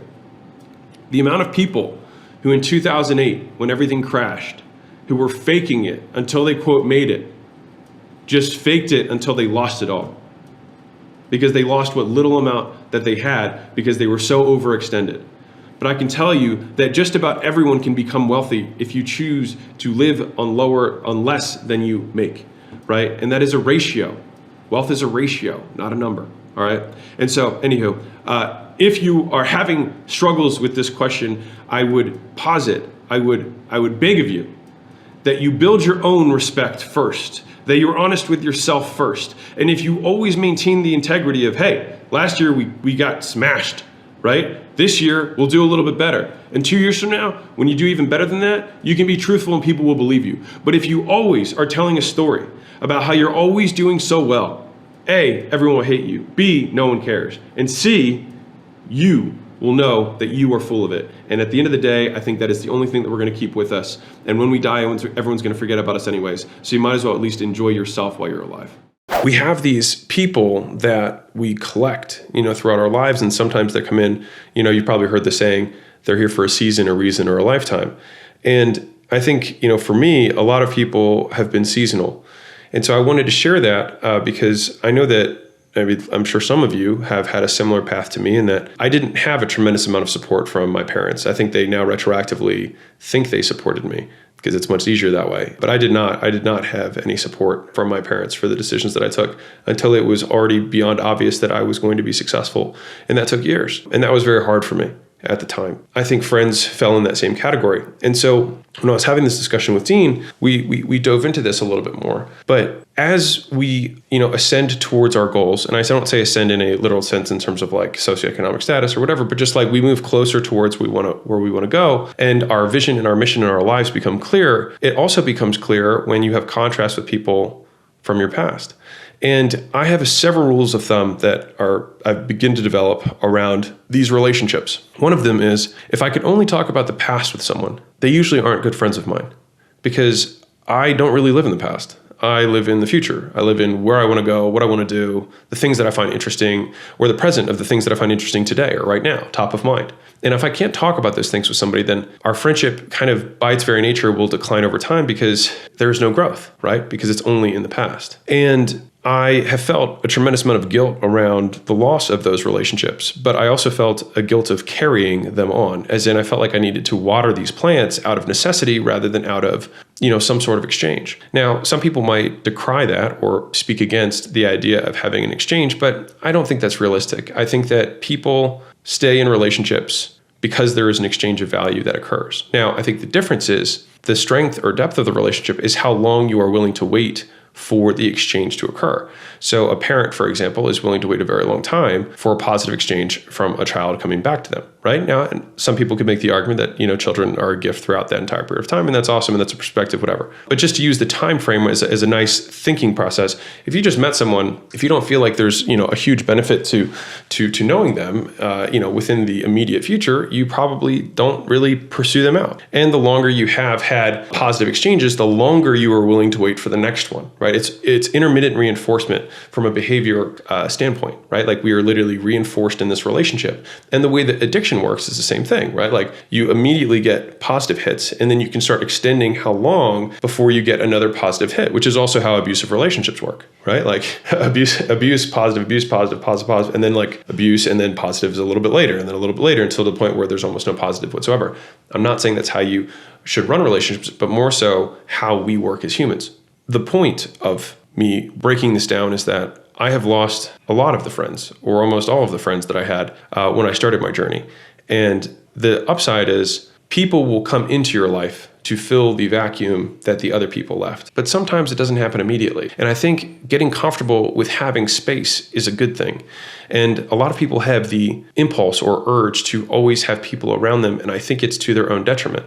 Because I think if you can spend time alone with your thoughts and be okay with just being you without other people, then you are more selective. And it's the same way with dating. Some people can't be alone. Some people can't be without a significant other. And so they just end up shacking up with the first person they see after they become single again, right? And it's because they have a fear of being alone more than they have an aligned mission with someone that they think that this person is really the best pick. And so a lot of ways are similar to dating with friends in that we can hold out and really just pick the best people. And I think that if we, at least for me, if I have 2 or 3 good friends, I'm more than satisfied. My cup is very full.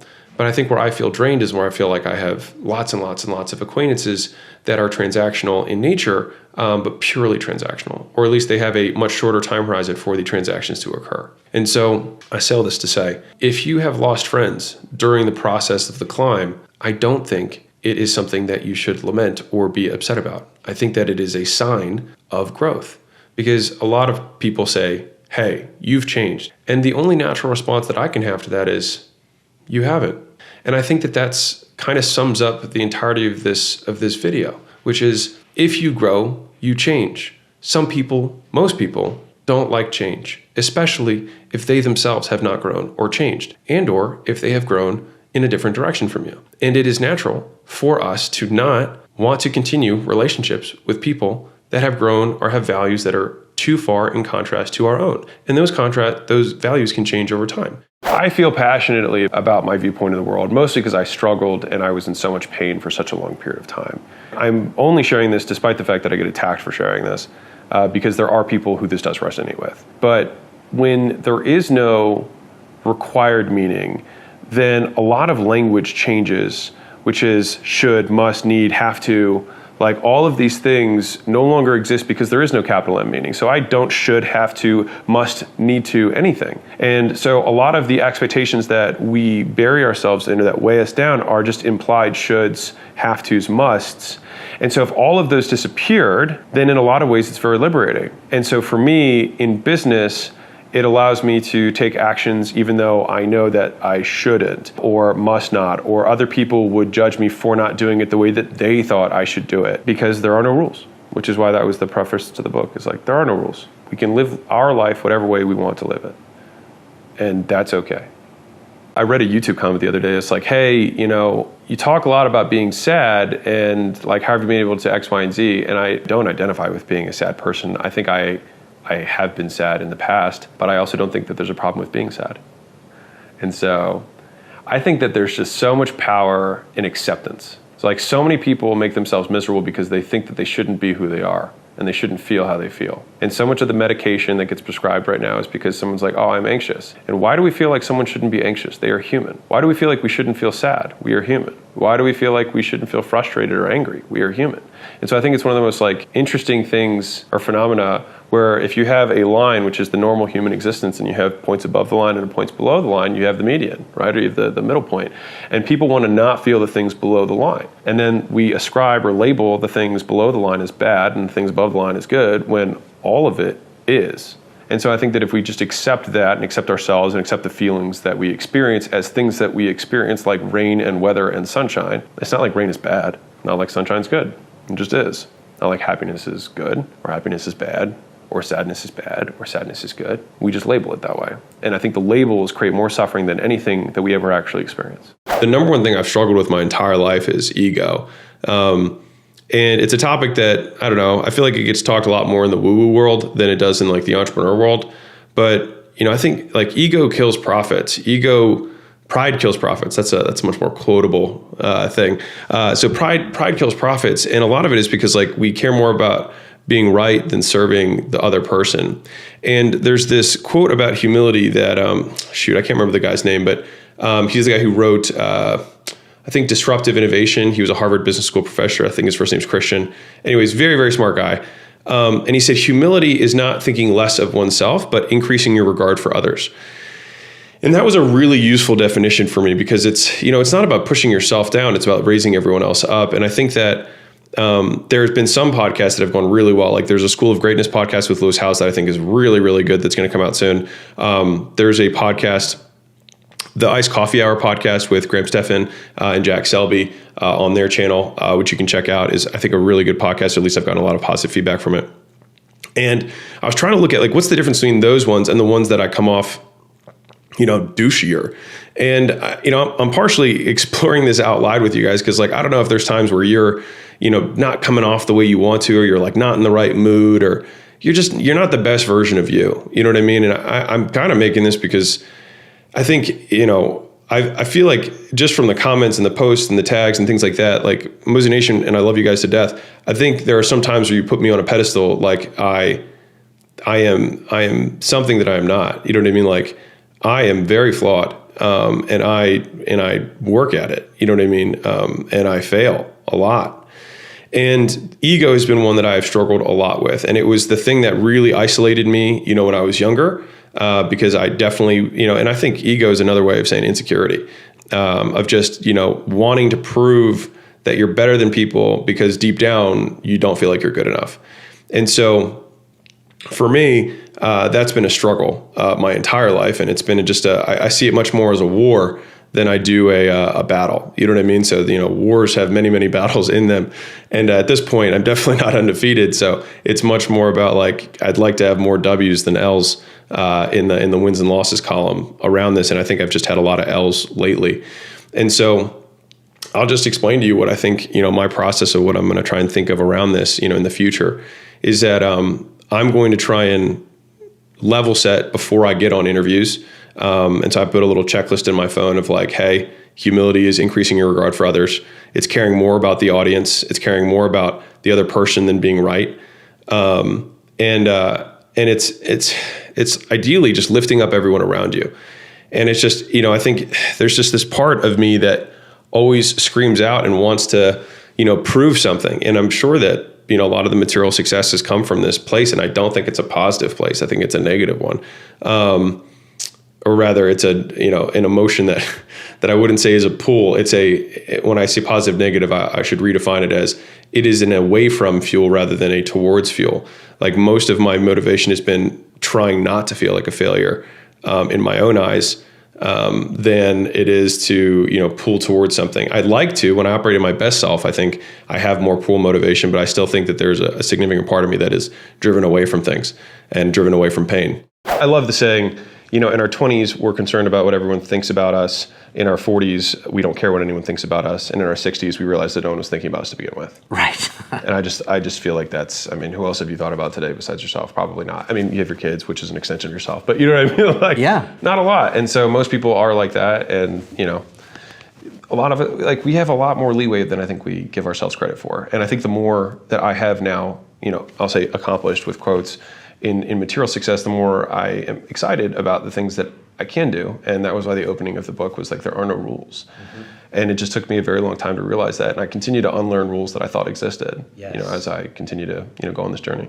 Yeah, I love that idea of unlearning. I think we all just try and go back to being like we were when we were children. Just because when you're a child, you're purely present, right? You're just present in the moment. Yeah. And I don't like the word happy very much. I prefer using joy because you can mourn joyfully, mm-hmm. right? Because it's internal rather than happiness, which I feel is more like happenstance. It's more from external.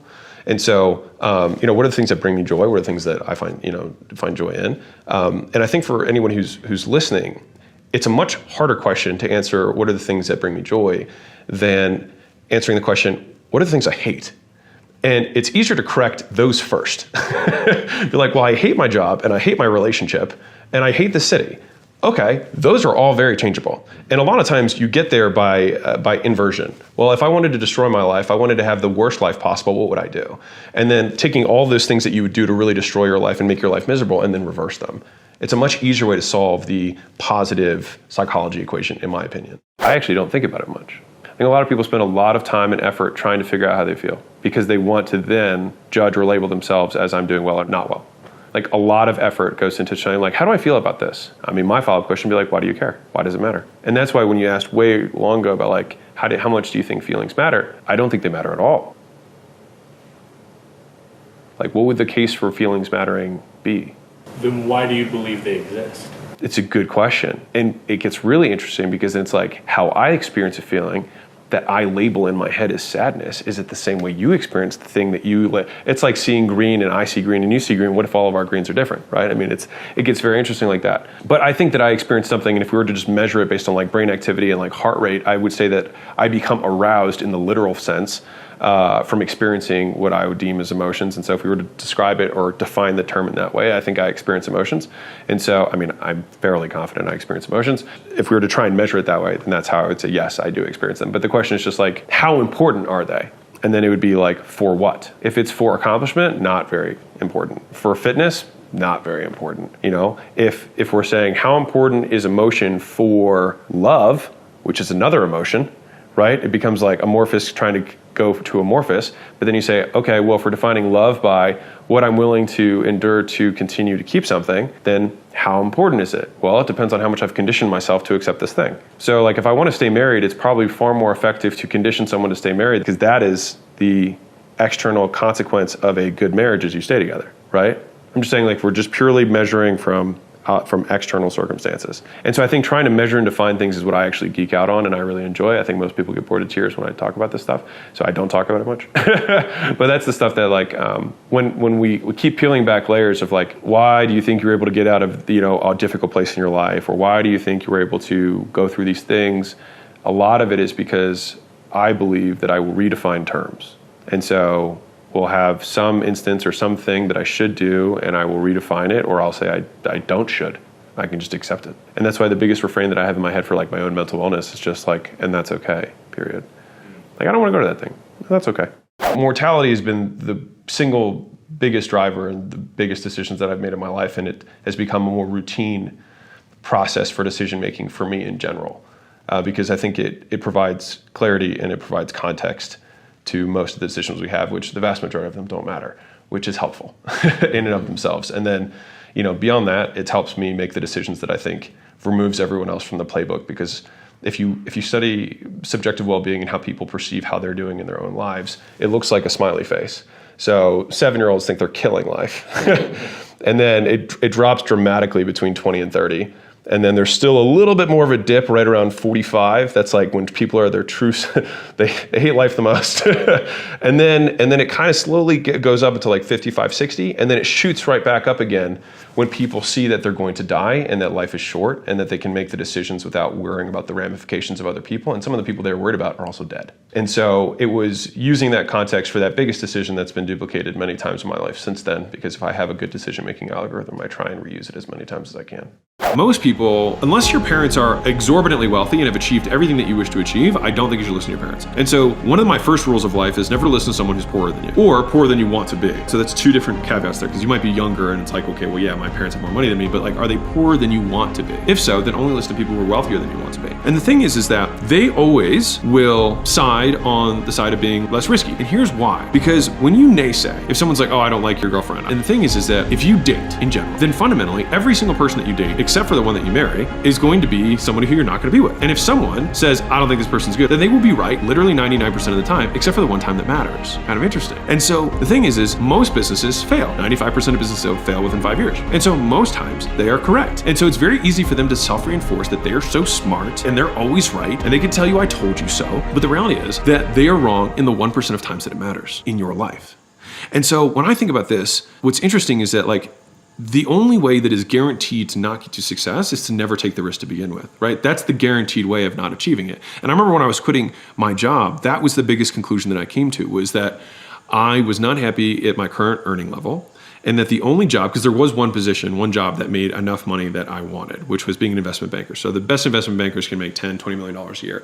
But I knew what it was required to get there and the amount of effort, time, and sacrifice. And I was like, the only people who will pay me that amount of money will be making so much more money off of me and literally draining my life that I don't think it's, because like usually if you become an investment banker that's successful, you pretty much donate 20 years of your life in order to do that.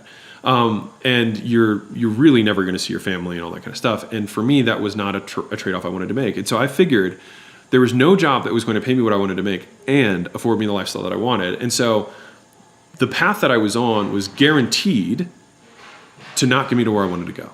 And so even though it was micro risky, it was macro the only way I could do it. Right. And so that's one of those one of those things actually like from Gary Vee that he says micro speed, macro patience. Right. Money loves speed, wealth loves time. And so if we're trying to build wealth, if we're trying to build an asset, right, then we need to have time. One of my other favorite sayings that I'll share with you is you get paid for what you do, you get returns on what you own. Right. And so anyways, back to the reason why you shouldn't listen to other people is that they don't have an accurate understanding of risk. Right. And the biggest risk is not doing anything at all. The biggest risk is never dating, not that you're with this person. Right. And so Warren Buffett said, and I like this, he said, most people only need to make 4 or 5 really good decisions in their life. So think about that for a second, because I think about like that one really shook me, because I think about all the decisions that I make every single day. Right. And all the decisions that I've made in my life. And there's really not that many of them that have been the biggest levers, but the few that have been massive and enormous levers in my life. And most people don't take enough time to think about those decisions that are the massive forks in the road. Am I going to keep going in this position? Do I want to live in this city? Am I going to marry this girl? Who am I going to get into business with? What are we going to do? Right? What are we actually going to do in this business? And so people don't put enough thought into that stuff and spend all their time thinking about what next show they're going to watch on Netflix, right? Rather than thinking like, I'm going to take some time with this decision. Because one of my other sayings is mistakes love a rushed decision, right? So micro speed, macro patience. If you're looking at playing long, then you have to understand, or at least this is my 2 cents on it, is that most people will oppose you at all times. And that is because it is safer for them to do so, because they will be right most of the times. But on the 1% of times that they are wrong, it's that 1% decision saying that you're going to buy See's candies for $25 million and ends up generating $1 billion, right, in revenue. It's that one decision that they're going to miss out on. And that's the one decision that matters. And so they are 99% of the time right, but they're 100% wrong. right? And so that's the only message that I wanted to really drive home, is that if you have parents who make less money than you want to make, if you have friends who make less money than you want to make, I had so many people who told me that everything I was doing was stupid. I was giving up a really good consulting job to open a gym, right? I took all my savings and sunk it into a business. And you know what? That business wasn't the one that set me free. It was four or five businesses from there. But I learned the skills that one by one, I was able to assemble on a belief standpoint of the world with the character traits to reinforce them to eventually yield the success that some people think is, cool. I started studying wealth after I became wealthy. So like, What did you learn about it afterwards? And what do wealthy people do that you think poor people don't do? they pick higher leverage opportunities, in a sentence. So like rich dad, poor dad, like poor dad says get a job. Poor dad says get a higher paying job. Like rich dad says like, and the thing is there's so many innate beliefs that seem commonplace. Like, well, of course. You know what I mean? Like, well, of course, you buy some real estate and, it'll appreciate over time. Of course, you invest in some stocks. Like, yeah, of course. But like, poor dads just don't say that. And so you have to like learn that, I think. And I didn't, so I'm grateful in that I didn't have to learn that because I heard that just was, of course, yeah, once you have some money, like, of course you don't spend your whole income. Of course you don't. And so there's a lot of course you don'ts that I think I inherited just by being like a saving father. But there's also some upper middle class people who don't save anything. So like, Right. But I think my dad did I think he helped a lot with like money hygiene. I think I've had a lot of really good money hygiene from my dad. The big breakthrough that I had for me was when I stopped focusing on, and this is going to sound backwards, but when I started my gyms, I was all about building the business, right? And when I built the biggest companies that I've had and now recently sold, and now we have our portfolio, it was about how do we make the most money? And I know that sounds completely backwards, but the only way that you can make the most money is to provide an exceptional valued service and charge a ton of money for it. And because I optimized around making money, I started going for low capital expense businesses because I had lost everything after that 5-year stint. And so I was like, never again am I going to reinvest every dollar from the business back into the business because I've lost it before. So when I started the next business and every business I've had thereafter, like we take dividends every month. And we do that because... You don't wait till there's an exit 10 years later and put all your money in. I'd love to do both. Yeah. Why not both? Sure. Right? And so that was... Take a dividend and get a bigger course. pay. Yeah. But not just put money in and wait and get no money back. 100%. And the thing is, and this was a fallacy I had, because people always talk about like reinvesting in their business, but I realized that just meant that they weren't making profit. And so, the vast majority of businesses, even the software world is somewhat shifting in this, but they want to see profit. And then even better is if you have net free cash flow, which is just a fancy word for the amount of money that you can take out every month after making necessary investments in the business. And so I wanted to have businesses that pumped cash flow because I had lost it all before. And so I think there's a lot of, like every one of my business seasons, I would say I've had 3 business seasons. I had my gym ownership period. I had my turnaround and early gym launch day period. And then I had Prestige Labs, the licensing business in Allen. That was like my last season. Where you exited all of them. Yeah, and then I'd say like now we're in our 3rd season, I guess. So brick and mortar gyms, licensing, supplements, and software. And then 3rd season is what we have now. And each of those has a huge magnitude of leverage that was added to it. And so, this like gym launch was started on accident in that I was like, this might be a way that I could make money. You absolutely just need skills. You can have nothing else in your life. And a beautiful thing is that no government can take it from you. No person can take your skills from you in a divorce. Those are always your own, which is something that, I don't know, for some reason feels magical to me.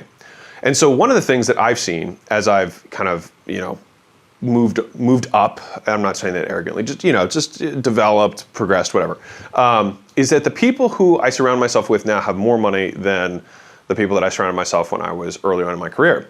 And what's ironic is that these people actually spend less money. They have less desire to spend money, and they find ways to acquire things for less money out of pocket. And that's always really interesting to me. And so right now, I think there's, if you were to look at quote investment opportunities, right? You could invest in buying a house. So let's say you've got, I'll do 2 scenarios. All right. Let's say you've got $50,000. All right. And you're like, okay, I'm thinking about buying a house, right? And I think for a first house, you might only have to put 10% down. I'm not sure. It's 10 or 20. don't remember. But anyways, let's just say 10 for sake of whatever. So $500,000 house, all right? You put 10% down and then you get the mortgage, right? You get the liability of the mortgage payment every month. Yippee. Now, if you were to, and let's say that in order for you to save that, you've been making, I don't know, 60 grand a year and you've been saving that for, 5 years, something like that. Now, let's look at an alternative scenario where you are still making that same amount of money, 60, and you saved up 50. And instead of buying a house, you have a long conversation with your spouse and you say, or maybe you don't have a spouse, whatever, with yourself.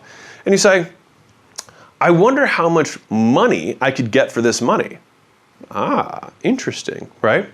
And so you leaf through the businesses that are in your area. And by the way, the best way to do that is, one, you should contact brokers, not necessarily to buy a business, but to get an idea of some of the businesses that are in the area and what price ranges look like. But if you buy from a broker, you're going to pay retail. You could definitely negotiate a deal. And I'll tell you one of the deals that I did that was really good at the end of this.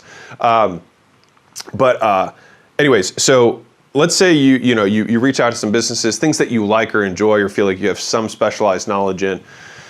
And you find out that there's a business that's doing, let's say, I don't know, $250,000 a year in profit, right? And because it's a small local owned business and you're not going to pay retail for it, you get it for 2.5, times earnings, right? Which would be, what's 2.5 times? It's 525, hopefully, I think. 2.5? No, that's 625. Excuse me. $625,000 is what a business you might pay for a business that's doing $250,000 a year in profit. All right. Now here's where it's interesting, right? So I had an early mentor who taught me this negotiation tactic that I've used pretty much throughout my entire life since this moment, and I used it in the deal that I'll tell you about in a second, which is agree on price, then agree on terms, right? And so when you would go to quote talk to this business, right? There's the price, which you might say, cool, this business is 625, and then there's terms, right? And so the term side, once you've agreed on the price, you negotiate down, whatever, and then you say, okay, well, I'm going to need you to seller finance, meaning you're not going to pay anything, you're going to pay them over time, right? I need you to seller finance, 3/4 of the deal, all right? And so 3/4 of the deal, man, I'm doing some math today, but like 430-ish, 437, whatever, $1,000, and you're going to finance that for 3 years, right? And then on top of that, or 5 years, you could do whatever you want here. I think, you could probably, you try and push it out as far as you can, right? And then what you have remaining, which would be like in this instance $200,000, then you get a note from the bank, right, or SBA loan, which you have a $200,000 loan for, and you put your $50,000 down, right? So then that would be 200. So you put 50, which would be 25% of 200,000. So I'm going to recap this. 625 is the cost of the business. 437 you get seller finance, meaning you can pay that over time, and then you've got $200,000 that you get a loan from the bank. So which you put $50,000 for. So if you're thinking about this, the guy who's selling the business, he sells for 625, but he's only getting 200,000 up front. You're only putting 50 of that 200 and you're taking a loan for the rest of it, right? And so when you're looking at this, you've now acquired this business that makes $250,000 a year, right? So you upgraded your income from 60 to 250,000, right? And within, 24 months, all of that, income will be yours. And maybe hopefully you'll grow it, or you'll probably try and work extra hard and take over some of the other positions or cut out some of the waste, et cetera, in the business. And so that massively speeds you up in life, right? And if you compare that to what it would cost you to start your own business, in terms of investment and like existing book of business, client lists, all the knickknacks you have to buy that you don't even think of, zoning permits and all the fees and licenses, it's actually a pretty decent deal. So I'll tell you one of the deals that I did that was pretty good. So I had 4 locations at this point. This is when I had the gyms, and I opened a 5th location. So the first 2 locations I opened the first one, I think, for $40,000. I mean, I put as little as I possibly could in this thing. And it happened to have been an old gym. So there was like turf already in, the flooring was already in, it was painted. Like there was a bunch of things I didn't have to pay for. So I lucked out there. But the second one, because I thought I was smarter, we put $250,000 into the second location. And here's the fun thing. It made no more money than the first location did, which I always think is hilarious. So like, to the undisciplined, everything looks like a spending opportunity. And so I pretty much would empty my bank account. And so on my fifth location, my next two locations were corporate locations, which were actually pretty cheap, which were pretty cool. Those are good deals. But the fifth location that I did, I had a gym that went out of business, or not out of business. He wanted to uproot because he got divorced, or he had some family crisis. And so he was looking for someone to buy his gym. And so it was beautiful. It had all this equipment that was really expensive in it. And I was like, man, this is like a dream come true. And so I agreed on price, because I had my mentor talk me through this. I agreed on price, which I think was $40,000. I think it was 40 grand. It was 40 or 50. I think it was, yeah. So that's what I agreed. And then I was like, cool, I'll pay you over the next year. And he was like, fair enough. And so, I mean, he didn't say it like that. We negotiated, and then 12 months is what we came to. And so, I mean, I tried to go for 24 months, but he agreed on 12. And so the beautiful thing with that was I didn't put any money out of pocket. So, my first gym, I put 50 grand in. Second gym, I put $250,000 in. Fifth gym, smarter, more experienced me, puts no money in, right? And in the first 30 days, we did 51,000 in sales. So this gym, in the first 30 days, literally paid for itself, period, right? And so this thing is now kicking off profit, right? Every month during this whole period of time. And then 12 months later, I ended up meeting Russell and telling him how I was doing this stuff. And he's like, you should be teaching other people how to do what you're doing now. And so I ended up selling the gym for 1.5 times more than I, quote, bought it for, right? Which I then had the gym pay for it on its own. And so I basically acquired a cash flowing asset for nothing, and then just acquired a cash flowing asset for no money. And so I think about that in light of the original thing that I mentioned, was just like, I get people who message me all the time, like, what happens if I don't have any money? I don't know what to do. You always have to just get skills, or this is just my opinion, is that because there's no one who can take them from you. There's no divorce, there's no government, there's no revolution, there's no financial crisis that can ever take your skills from you. And that's why when entrepreneurs hit zero, they can usually bounce back. I've done it. I had $1,100 in my bank account at one point, at my lowest point after I had 6 gyms, right? After this. So even when I had this experience, and it sounds cool, like I messed up. And that's why I think I love the saying, you should only have to get rich once. And that's why people who are wealthy are more risk averse, because the downside risk of losing everything is always bigger, right? Like you can reverse 30 years of great decisions with any number multiplied by 0. Any number multiplied by 0. You could have $1 billion. If you make a bad investment, it goes to 0, right? And so that's why when people are like, I don't know why you're motivated, and I don't know why they're like, it's just, there's just always things that can happen. You know what I mean? And so just being risk averse is what I have noticed from the people who have the most money, is that they actually have way lower risk tolerances than the people who have no money, which is hilarious, because it's like the people who have the least amount of money then go buy lottery tickets, which are literally the worst investment you could possibly make. And they consistently invest their money in a terrible investment that has all the downside risk of going to 0. Whereas the richest people in the world find things that could never go to 0, and they buy them for 0. So think about that for a second. People are using their money, poor people use their money to buy things that have virtually guaranteed, risk of going to 0, right? With tiny risk of upside, right? Whereas rich people buy stuff for $0 that have upside potential, but that doesn't have $1 billion upside potential. They would rather have a guaranteed small return with no risk than a potential for huge return with guaranteed risk. Think about that. So anywho, I think if over time, and it's not like you can shift your perspective on this overnight. It took me a long time, and I still am doing it now. In shifting how, because I still get excited about, I see these cryptocurrencies 20xing and stuff, in like a month, and I'm like, man, that's crazy. But then I also think like, well, the downside risk of me going to 0 is far more upsetting to me than me getting 20 times more on some tiny investment that I would make. And so I don't do it, right? And so anyways, I say all this to say, agree on price, agree on terms, try and get something for nothing. See if you're gonna make an investment in any kind, or you're trying to start a business. There's usually a business that's already for sale or has a motivated seller, an owner who doesn't want to do it anymore, who will almost give it to you for free, right? And that's the thing, is when you're new, you're getting so excited, but you're not patient, right? That's why you have to have the character traits of being successful before you will see the success. Because if you have that character trait, you'll look and you'll say, I can take 6 months, because in the next decade of my life, there's no rush. But me making a good deal or a bad deal of like, should I put all my investment in this thing, or should I be able to get something that makes 4 times more money for free? You can do that.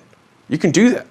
And I'm telling you, I talk to business owners every day. I mean, guys making $1 million, $2 million, $4 million a year, who literally have told me, they're like, dude, if someone came today and offered me, like guys who are making $1 million a year in profit, or like if someone had offered me 200 grand right now, I would take it. I just am so tired of this business. So like there are opportunities. They're just not listed anywhere. You just got to look for them. I think that expectations are literally the thing that will destroy your life, or will make your life. And many of us, I think many people in general have, figured out, and many world religions have figured this out, which is, the secret to happiness is haves over wants, which is, let's say you have one thing and you want nothing, you will be infinitely happy. The problem is where you might have 1 million things, but you want 2 million things, and you will not be happy, right? And so you can simply change how happy you are by expecting less. And so one of the things that I specifically wanted to address today was the expectations around education. And the reason this is a really meaningful topic for me is that I think I've talked to you about my neighbor, and watching him go through the crazy expectations that he has as a young person has been really valuable for me, because I've also seen a lot of those characteristics that he has in myself, just add zeros to it, but it's still fundamentally the same thing. And that's what's been, it's been meaningful for me. And so anyways, I have tried to frame things. So if you are trying to learn things, which is going to be the first step to any kind of entrepreneurial endeavor, is I like to liken everything to a bridge, because I think it's a simple visual. So imagine where you are on one side of, this valley, right, is where you are. And where you want to go is on the other side of this big valley, right? And you have a bridge that goes across the two sides. Now, the problem is that people will buy things. They will buy courses, they will buy mentorships, they'll buy workshops, they'll buy seminars, they'll buy events, they'll buy whatever, right? In an effort, on some level, to get over this bridge, right, of where they are to where they want to go. And it could be from $0 to $100,000 a year. It could be from $1 million a month to $2 million a month. It could be from $100 million a year to $1 billion a year. Whatever it is, there's a bridge, right? And along that bridge are bricks. And I like to liken each skill as a brick on the way to where you're trying to go. And the problem with the expectations of somebody who's trying to learn a skill or achieve a goal is that they have a binary outcome. I either achieved it or I did not. I either am making $100,000 or I am not. And the problem is it can be incredibly frustrating, because if you have a binary outcome, then it's very easy to get a 0 out of 1, right? Where the reality is, most things exist on a continuum. And so this is the difference between a psychological binary and the biological continuum, which is, I'll give you a couple of examples. So it's not, are you diabetic? Are you not diabetic? It's how diabetic are you, right? It's not, are you smart or are you dumb? But it's how smart are you, right? And so we like to psychologically bucket things into yes, no's, because it's simpler for us, but it misses actual reality, right? And this can be especially dangerous as we're trying to acquire new skills.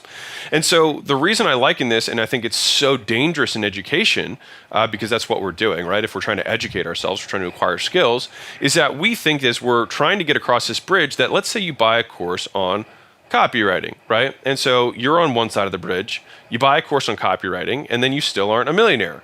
Wow, right?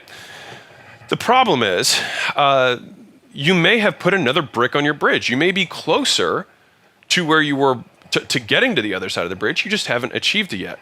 And so this is one of the issues that I also see just in general, like it's so funny because in the I'll say quote guru world, people will take on a coach. That coach will move them forward, to a certain degree, and then they'll take another coach, and that coach will move them forward to a certain degree, and so forth and so on. And then the thing is that they're like, I'm working with so and so. I used to work with that person. They suck, right? But the problem, and I used to do this, right? Like, and this is why I think it's so ridiculous, is that like if you were looking at your schooling, right, and you had a third grade math teacher, and then later you had a calculus teacher, you wouldn't be like, screw that third grade math teacher. The stuff that I'm learning from this guy is so much more advanced, whatever, right? And I've had a lot of our clients say that about their franchises that they work with and things like that. And it drives me nuts because it's stupid. It's for lack of it's stupid because a lot of times you need step one to get to step two, right? And you don't have to. And it's because people have psychological issues, but like they can't say I've learned from all of these people, right? And it doesn't decrease your status to say I've learned from many teachers. Look at all the richest people in the world. They say like, I've had multiple mentors. I've had so many people help me out over the years. And I think if you can shift that perspective, it will be incredibly valuable for you. I think that the whole ego death concept that we were talking about at the very beginning, I try not to talk about this too much because I think it's a lot of people take offense to it, and I don't mean it that way. I share this is just what worked for me and not as a criticism of anyone else's beliefs. For me, the idea that there was no such thing as legacy, that when I died, eventually everything that I had would become dust, and that anything expanded over a long enough time horizon disappears, right? Which if you are like Christian, for example, it's the whole book of Ecclesiastes. And I think the realization of that allowed me to quiet my ego a lot, so that I could be more present in the idea that like this moment will only be here in my mind, and anything that I do here will not last. And so it shifted how I worked. It shifted how I saw relationships. And a lot of my thinking is around like my 85-year-old self. I feel like my number one mentor is like my fictitious 85-year-old self because it's the only person that I really believe has my best interest at heart and has no ulterior motive. And so there's this tweet that I had that went pretty viral, but it was like listening to a billionaire or a millionaire, I'll just use that. Like when I was in my 20s, I wanted to be a millionaire. And when I was a millionaire, I wanted to be in my 20s. And so the idea that my future self would trade all the money he had to be poor in 20 again made me really reanalyze how I saw living life in the moment. If I literally in the future will value my present moment more than the achievement of the thing that I'm seeking right now in the present, then something's off. Because even my future self knows that. Because right now I would pay all the money I have to get 10 years back. Without even thinking about it. And so then all of what I'm going to achieve in the next 10 years, I would happily give up to be right where I am right now. And so I think thinking about that really shifted a lot for me because it helped me quiet, I'm not saying eliminate, but quiet some of the thoughts that are more ego driven. Because the ego always wants to like separate and isolate from others and prove that it's better. And if I know that it will all be dust, there is no better. Because we're all going to be dust. And so in that same way, if we're all going to be dust and we're all siblings, like two very strong frames, for me at least, it helped me quiet that aspect. And I think in that way, I was able, you can ask my people, but like I think I was able to show up better as a leader. I think I was able to show up better as a husband, show up better like to make content, things like that. Like I don't think I could have made the stuff we make now 5 years ago, because I still think it would have been too proving something. Yes, right? It was perfect. Numbers, proving. 100% have been proving a fictitious foe wrong. Right. They're all talking about me. Right. No one cares about you. No, exactly. And so that was really, and it's like I had to shift from like no one cares about you to like I really want to have a shirt that says "No Lives Matter," but I feel like it would get way too.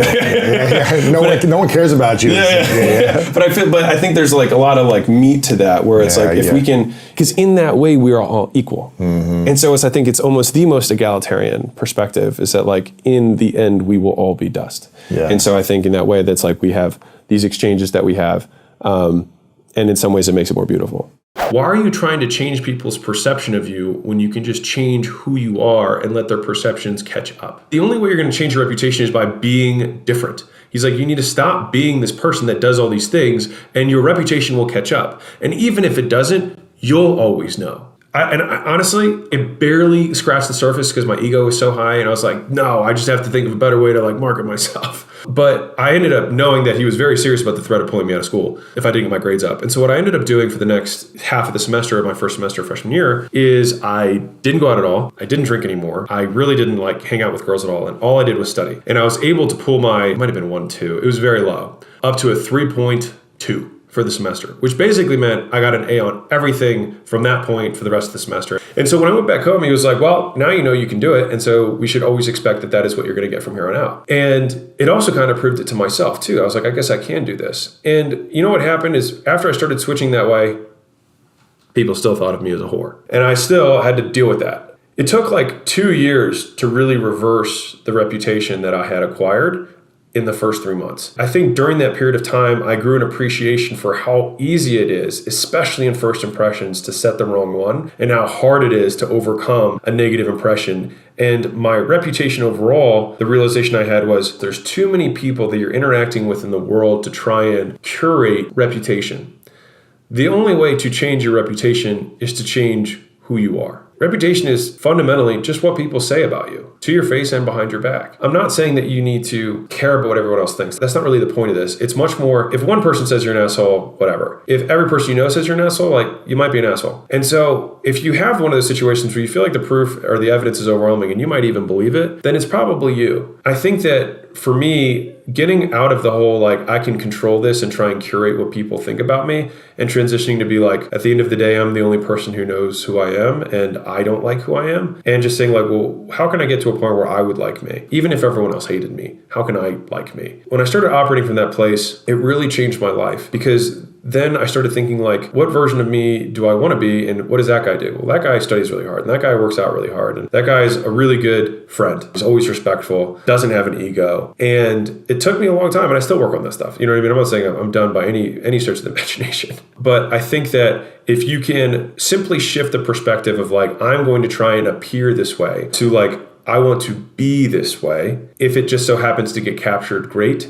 And if it doesn't, great. And there's this quote by Epictetus that I'm probably going to butcher, but he says, if you need someone else to tell you something about yourself, you are out of integrity, because you can always be your own witness. I think that that's a great point to wrap this little video lesson up with, because that piece strikes to the core of everything, which is we are our own witnesses. And if we want to change our reputation, we need to change our reputation with ourselves first. And then eventually it will reflect in the world. Envy is having the desire for something that someone else has that you do not have. So you are lacking and someone else has something that you want and do not have. That is envy. Jealousy is when you have a threat that someone is going to take something that you have that they do not have. All right. And so, for example, I'll give you an example of each. So envy, I may be envious of a friend of mine. So I was actually talking to a good friend of mine who runs a big weight loss company. And right now he's doing better than I am. And now I am envious of his success. I am. I can feel it. I'm envious. I got off the phone and I was like, I am envious of you. Right. On the flip side, if someone comes to talk to Leila, right, it is the fact that they pose the threat of taking attention, or her attention, that I think should continuously belong to me, that I would feel jealous over. I haven't felt jealousy in a long time, but that is an example. It could also be like with your kids. If you have some other adult in their life starts taking their attention or has more influence over them, you are jealous of the influence that person is now is threatening your influence over your child, right? So 2 examples, they're nuanced, but I think it's important. And when I was talking to Nick Barely about this, I was talking about how I think envy gets a bad rap. And I'm not going to go into the spiritual religious side of this or even the happiness side of this, because I think envy absolutely does not make you happy. But I do think that envy will make you successful. All right. And so this is where I want to kind of dive into this. Envy is adaptive, right? As human beings, this is actually from our old brain, right? So this is animals have this too. They are envious of one another. And it's because if in a group, one person or one being, one animal, whatever, brings more to the table, you are now envious of that person. And what it does is it elevates the rest of the group to go and achieve the same, which is good for the collective. Not happier for each of the individuals, but is a pro-survival tool. right? And so for me, understanding this and at least being able to name the emotion rather than saying, I don't like this guy, or I'm angry at this person, or having this negative feeling that you cannot put words to, instead being able to say, I am envious, has been very relieving for me, because now I can actually tell those people, hey, I'm envious of you. And for some reason, I think it just creates another level of candor, because it's a certain level of vulnerability in saying, you have something that I wish I had. But then you'll notice that the conversation is not defensive on that person's part. Most of the time, they're like, well, let me help you. And it's only when we guise our intentions or try and feign, pretend to be a different way than we are, where people also can sense that you're being disingenuous. Like, great job, man, right? When realize deep down, and they can tell from your subtle tonality changes and the way you look, that that you're actually not happy for them, right? And so I think if you can at least say it, then it actually gives you power. Now, in terms of judging your motivations, because obviously you might think that envy is a bad motivation. It is my belief that I would rather deal with people who do good things for bad reasons than bad reasons for good things. Or I said the same thing twice, but they do the right thing for the wrong reasons rather than the wrong things for the right reason. All right, I'd rather someone who does the right outcome. And he gave me an example that was really powerful. He said a friend of his was a top Navy SEAL, and one of the best Navy SEALs. He trains Navy SEALs, just a total badass, right? And before that, he was an EMT. And he talked about his experiences being an EMT is that most people think, EMTs have to be really caring. You want them to, they have to save these people's lives every day. And he said, the Navy SEAL was saying, I was not compassionate at all. I didn't really care that much about the person who was on the table in front of me. But what I did care about was my stats. I cared about the status of being the best. I wanted to have the fastest to the hospital. I wanted to have the highest survival rates, highest success rates of the people that were under my care, because I cared about myself being the best. And so the question is, if you were the person who was on the table having a heart attack, would you rather have the compassionate EMT, or would you rather have the self-interested EMT who is doing it for status? Well, if it were me, I'd rather have the guy who wanted to pride himself on being the best in the world and didn't give and care about me at all, because I knew his result was going to be more pro-me than the other person's. And so I think that as humans, as entrepreneurs, we judge ourselves a lot on our motivations and our intentions. But I think that if we can take a step back and name the emotion, so that it's not this amorphous thing that we can't understand, but then take the next step and say, is this a pro-adaptive emotion? Is this something that's going to help me? Or is this an emotion that's going to drive me to do something that is negative? And I think at least even in naming that, we can increase the time between emotion and action. And the further that time gap is, in general, the better the quality of the decisions we make, because the more rational we are. We're never completely rational, because we're emotion-driven beings and we have limbic systems that override things. But the more we can decrease the triggers, the emotional triggers that cause us to make bad decisions, ultimately the better decisions we make. And so I say all this to say, big picture, first, naming the emotions is important. Second, it creates space so we can make better decisions. Third, we can analyze those decisions and say, is this something that is going to help me in my life, or is this something that's going to hurt me? And then as a result of this, we don't have to judge ourselves as strongly on why we are doing things, and rather what is being done. Because candidly, I am a very envious individual, and maybe this is me just rationalizing my own negative, emotions. Who knows? But at least for me, saying it that way and framing the thought process in that way has helped me feel better about myself, and just less bad, if that's probably a better way of saying it, and not constantly berating myself for having desires that I think are wrong. And so Dan Sullivan said this, and I'll end with this, is that when people want something, if you want to make more money, if you want to have a bigger house, you want to have a bigger car, you want to build a podcast studio, whatever, right? He said, wanting is reason enough. Because so many times we ask, but why do we want that? We're probably not going to change the desire. And so letting ourselves desire things and giving ourselves permission to desire things, and myself specifically, has been incredibly freeing. And what it's done is given me a tremendous amount of my attention back that used to be allocated to analyzing why I'm feeling this way, or why this is right, or why this is wrong, and instead accepting the fact that I want something and that wanting it is okay, as long as it is not something that is hurting other people and that is not something that is hurting me.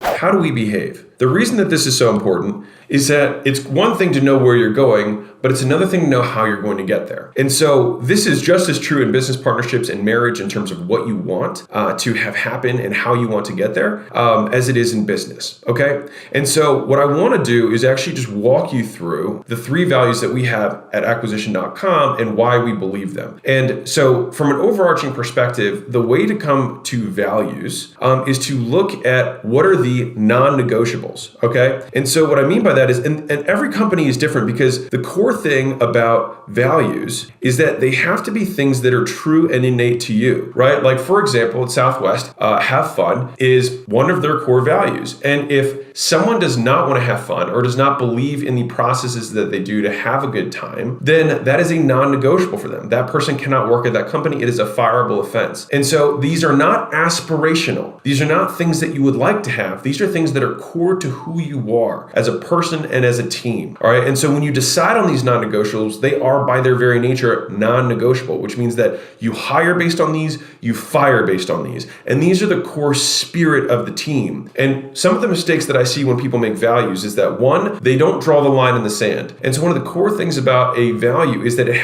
you have to be able to say, this is not this, right? You have to be able to say, okay, between justice and mercy, we lean towards justice, or we lean towards mercy, which means you have to repel people with your values, all right? And so if your values do not repel people, then they are not values, they are platitudes, okay? And so it's very important. The next thing is that when you're making your values, the values themselves need to be ideally said in words that you would normally say. So if you have little sayings inside of your community, then a lot of times those can become some of the values you have. So for example, at Gym Launch, one of our first portfolio companies, speed is king, do the boring work. These were different ways. I mean, we could just say work ethic, but that's not the way we would have said it. We could have said be fast or fast turnaround times, but speed is king was the way we would have said it, okay? And so some of the things that I've learned with this is also, you cannot have too many values, as in, I'll say it differently. You can have too many values. You have to be very selective at the true core values of the company. All right. And so if you're, between two, a lot of times you just have to chunk up and kind of get a broader value, but they become the core. And I think that what we have found is that 3 is the sweet spot. And that number has continued to distill down over time. But I think 3 is the amount that your human brain can comprehend as lenses to make a decision, right? And the reason these values are so important is that when you scale the company, you have to scale decision making, which means you have to scale the frame with which you duplicate the decision-making process, which is, should I hire this person even though Alex is not involved in this? Do they align with the core values? And the more stringent the values, the easier it is to have a black and white example of, I think this person meets 2 out of the 3 or 1 out of the 3, but we only accept 3 out of 3. And I will tell you this as an additional point. If you have core values in the business, I would relay them to all aspects of your life. If you would not do business with someone for a decade, do not do business with them for a day. It's one of the Navalisms that I like a lot. And so if you don't want to deal with this client for a decade, don't deal with them for a day. If you wouldn't deal with this employee for a decade, don't deal with them for a day. You have to, and the extent to which you hold your line of intolerance around these truly non-negotiables will dictate the health of the organization. And if you make these non-negotiables and realize that there are people in your organization, in your client base, that do not ascribe to these, then you must make the changes to fix it. And that is the pruning of the tree that will ultimately grow the tree. All right. These are the short-term pains for the long-term gains. I think the single greatest differentiator between the poor and the middle class and rich and the truly wealthy is how they see time. And if you think about money as simply a condensed unit of time, right? That's all money is. Like, you trade it for time. I mean, you can trade time for money. So like, they're almost equivalent units. And the people who know how to master their time the most mean that they know how to master their money the most, right? And so really, if you want to master, to the original question of like, how do wealthy people become wealthy, is because they master their time. And so time horizon is just like the perspective from which we see what we want to achieve. And so if I'm building a company from the place of like, I believe that this company should exist, I believe this problem is worth solving, and that is where you start it from, then you build it differently. versus I need to make money. I need to make money this week. I need to make money tomorrow because what can I go make money with? Exactly. Yeah. And so I think you've built this amazing brand here. If people were able to not ask for 12 months and just serve, it's never going to work forever. And so I've seen this happen in so many different situations where people will try and give themselves a reason to not even begin something because they think that there is an end to it. When the reality is, the only things that don't actually have an end to them are things that you do not understand. And so if you see something as a forever option, then it probably means you do not understand it well enough to begin doing it. So there's a little mind for you. And so let me give you a couple examples to bring this home. So, when I was, in the fitness space, I'd have a lot of people who'd come up to me and be like, hey man, I want to start working out. I want to get bigger. I was like, awesome. This is how you got to train, blah, blah, blah. And they'd be like, well, I don't want to get too big. I'm like, you don't even look like you work out. So why don't we start with that? And then we can worry about you getting too big, right? So it's not a perfect example for business, but that's an example of somebody trying to discount starting because they think they see an end that they do not even understand the journey well enough to comprehend. Another example would be, hey, we're running TikTok ads right now and we're crushing it, right? And someone says, well, we don't know how long TikTok's gonna be around, or Snapchat, or insert whatever new opportunity there is. And so we don't wanna do it, right?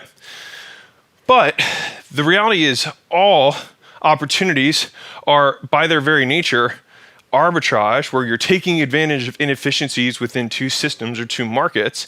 And so over time, all arbitrage disappears, right? And then markets become more efficient. That's how markets work, right? More and more people see the opportunity, the arbitrage decreases until eventually it's efficient, right? And so when you're looking at opportunities and you see something and it might be a big opportunity, but it only is going to be open for 2 years, 3 years, do you do it or not? It's another series of questions that would happen after that, but I would not discount it simply because you know that it is finite, because all opportunities are finite. And to take this example to a max degree of exaggeration, think about the Fortune 500. There's only one company that's been on there for over 100 years, and that's GE. Just one company, right? And so every one of those companies you might have thought, or during their day might have been like, this thing's gonna be here forever. But the reality is, it's not. And markets change so rapidly, it's difficult to reshift an entire infrastructure. Some companies can do it, many fail. And so if your business is founded upon taking advantage of an arbitrage opportunity or an inefficiency in a marketplace or something that is fleeting, right, that comes and goes, that's okay. Many businesses were built off of arbitrage opportunities that created cash flow, human resources that could then be deployed and pivoted in another direction when the opportunity closes. And so it's kind of like saying, well, I don't want to invest in this investment because it's only going to triple my money in 3 years. Well, what do I do after it triples my money? Well, you take the money, you invest it somewhere else, right? It's the same concept, except you're just applying it to your business. And so this is just a caveat that was top of mind that I figured I would share with you, because just so many times we try and take 10 steps forward without even realizing that there's this big pile of money and you can just pick it up and move about your life, and it doesn't need to be forever. And so it's just a remembering, like, if this were an investment, would you triple your money in 3 years?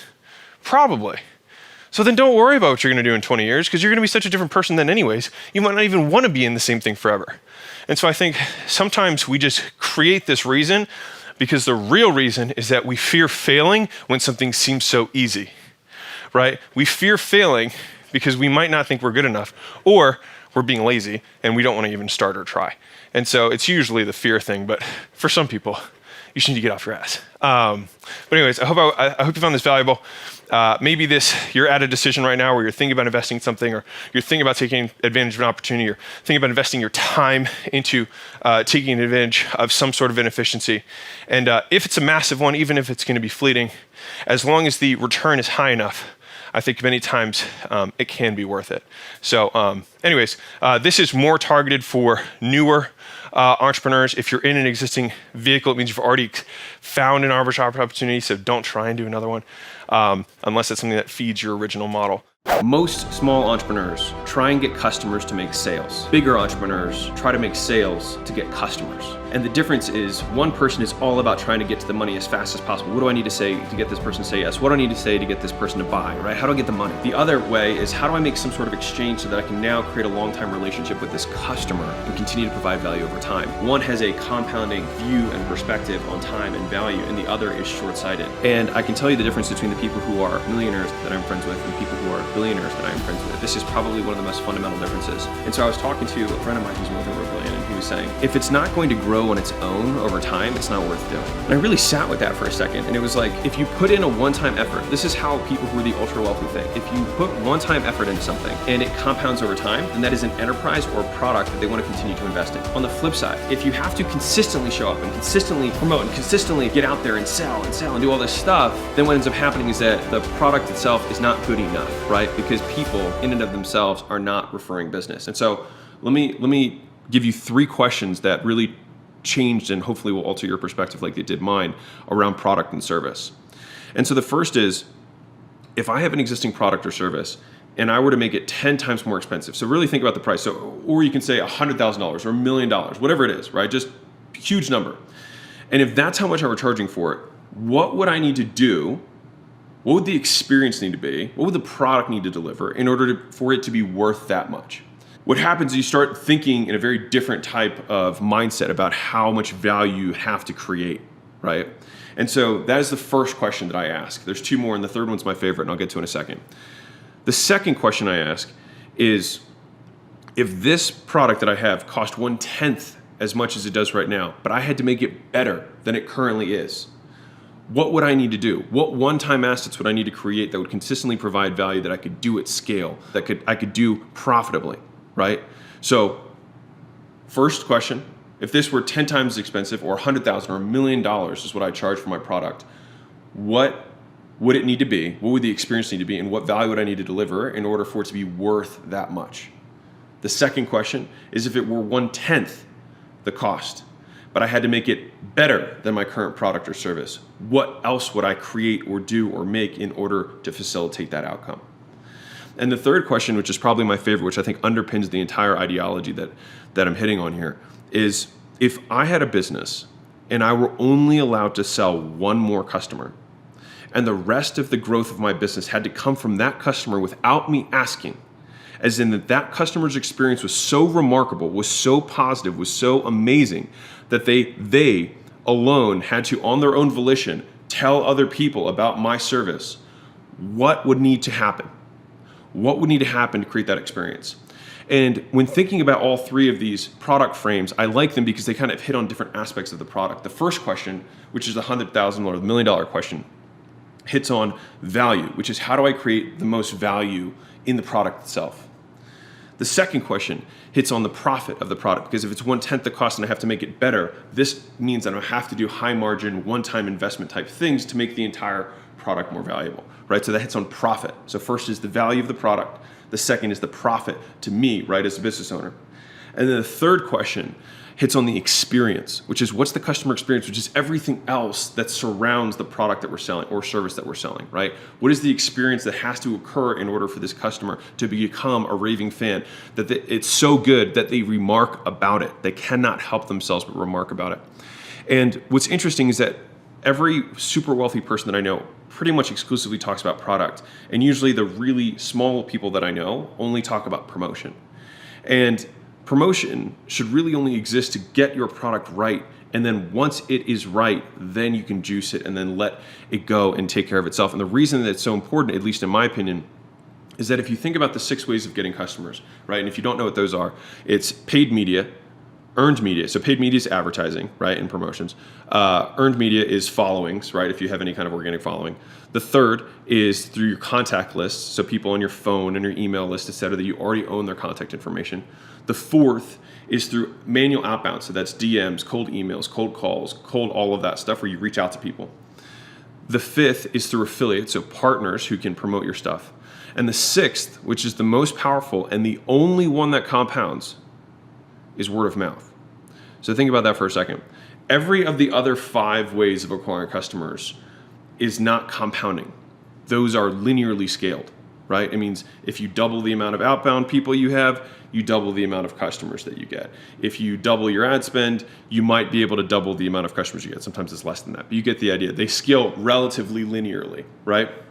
Whereas word of mouth, referrals, which is the 6th way of getting customers, is the only one that compounds. It multiplies rather than is additive. All right, if you get 2 people to tell 2 people and those people tell 2 people, then it continues to compound. And that is what creates enterprise value. That is what creates an enduring thing. And that is what, when you spend the extra time to make the product so good that people have to tell their friends about it, then that's where you get the unending scale. And also is where all the profit is, right? You don't have to worry about the churn as much because the product's so good. You don't have to worry about the negative reviews because the product's so good.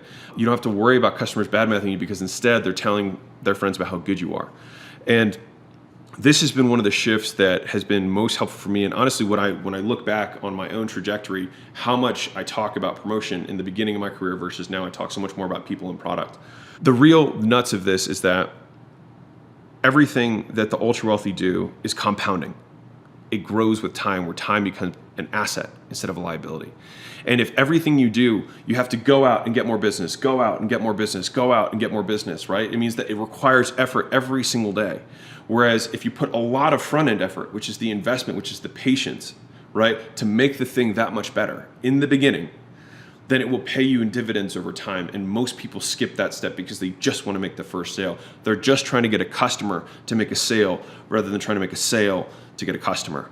There was a tweet by Leila, my wife. She said, stop listening to people about how to play the game who've never been anywhere but the sidelines. And the problem is, too many of the people who are watching this right now, y'all are on the sidelines and have always been on the sidelines and are trying to pick a niche to get into to sell how to do the niche. Well, that's dumb. You've never done it. So a lot of times people are trying to skip to a higher leverage opportunity without having done the requisite work of understanding the niche, which is why the Y Combinator people look for, if you want to make a software in the payment space, we'd love to see that you have experience in the payment space, because there's so much stuff that you don't know that you know when you actually spend 3-5 years doing something in an industry. You understand the lingo, you understand the avatar, you understand the problems, and you can see opportunities if you have an entrepreneurial hat on. There's always problems in every industry, which means there's always opportunity. And fundamentally, business is just solving problems that exist and making sure the math makes sense. That's literally it. It's where is there a problem? How much do they think this is a problem? And is there a way that I can solve it and charge for it? That's it. That's really all that business is. And really, how well you solve the problem is going to dictate how much virality your business has, because if you solve it really well, people will tell people and your business will grow, right? I think the problem that a lot of people have is they didn't know how to make an offer, right? Is the fundamental thing that is the beginning of building a business, is you got to know what you're selling. And so that was a problem for a lot of people. And then people got that problem solved, and then they told their friends, and the book sold 100,000 copies in 6 months with no promotion. And so I'm sharing this because I couldn't write a book on offers without having made a ton of offers. And I feel like there's too often people who are trying to focus on a niche who've never actually done the thing in the niche. And this is really, really rampant in the internet space because everyone's trying to take a shortcut to get there when they realize, when I'm telling you right now, you're never going to get there because you're not good enough. You're never going to get there because you're not good enough. You have to do the rocky cutscene. You have to eat the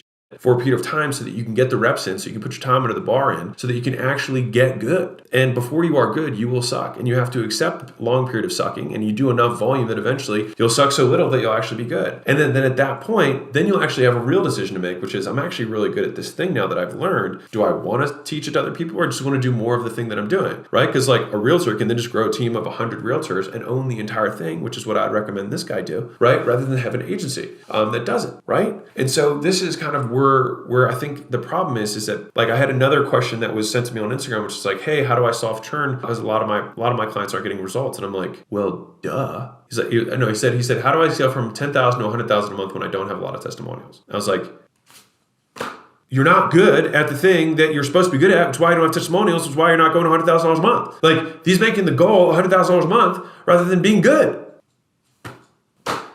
I have no words. I don't get it. You know what I mean? Everyone's in such a rush that you will never get there. It is the slowest path to getting there, is to fool yourself into thinking that you're good at something that you're not. You have to go and pull the thread and say and the thing is well, do what you're passionate about. whatever. You're not going to be passionate about stuff that you suck at. What you have to do is like, which of these opportunities seem like they potentially have high leverage, and I'm going to learn from the bottom, right? It's like one of the best ways to learn stuff is starting at the bottom, not because it's the only option, but because if you understand the entire pathway of a client journey or of an industry journey, then you will have more trench knowledge, more depth of experience that you will be then able to apply. People see my, videos on personal finance. People see videos of mine on sales. People see videos of mine recruiting. People see videos of mine of marketing. And it's like, how did you acquire all these skills? It's because it's not like because I tried to jump to the spot that I'm at. You can't skip. Like there's a sequence. Buildings are built with foundations, and your career is a pyramid, and the peak of that pyramid is based on the depth of the foundation that you build. And so like I've said this before, and I'll say it again, but your work works on you more than you work on it. And so even though you might not be getting paid in the period that you're at, just because you're struggling doesn't mean you're failing. And it means, and the thing is, as long as you're getting better, you're making progress, and the progress is the success, is that you are getting better. And like you will turn the corner. Like that's an inevitability if you put enough time in.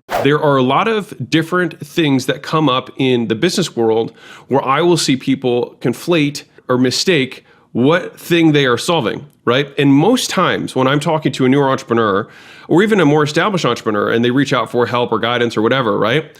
Or it's one of our portfolio companies, most times they'll start talking, right, really fast about all this stuff to try and provide context. And I'll just usually pause them and be like, what problem are we solving? It usually gets them to stop, right? And I would highly advise you, if you're dealing with, if you have subordinates or you have direct reports who roll into you and they have a whole bunch of decisions, a lot of times you can get caught, and sometimes ourselves too, we can get caught in the day-to-day, the minutia, and just simply pause and say, what problem are we solving? There's so many pieces of this that I want to unpack that I think are going to be really interesting for you. But the first one is, when you define what problems you are solving, you may even have to ask the question, is it a problem? When some people are like, well, hey, we're getting, customer service complaints. It's like, okay, understood. Is this something that we believe that we can reasonably eliminate? Is this something that is catastrophic to the business, or is this something that we can kind of try and improve over time, through systems and process, right? And so a lot of times people misprioritize problems because they perceive them as threats to existence, when in reality they are a course of doing business and things that we can consistently improve, right? Especially if you're newer. You're starting out, of course your product's not going to be perfect yet, right? You're just getting going. But you improve these things rather than thinking I have to stop everything to fix this problem, right? And so the first frame shift is that most people think in terms of like, I have a problem to solve rather than a dichotomy to be managed, as in these are two things that will always exist. All right, I will give you a different example of this. Actually, this will be a fun one. The reason we will probably never have people who are all happy about a tax code is because you cannot have both fairness and equality. Equality means everyone pays 10%. Fairness means the rich people pay more than the poor people.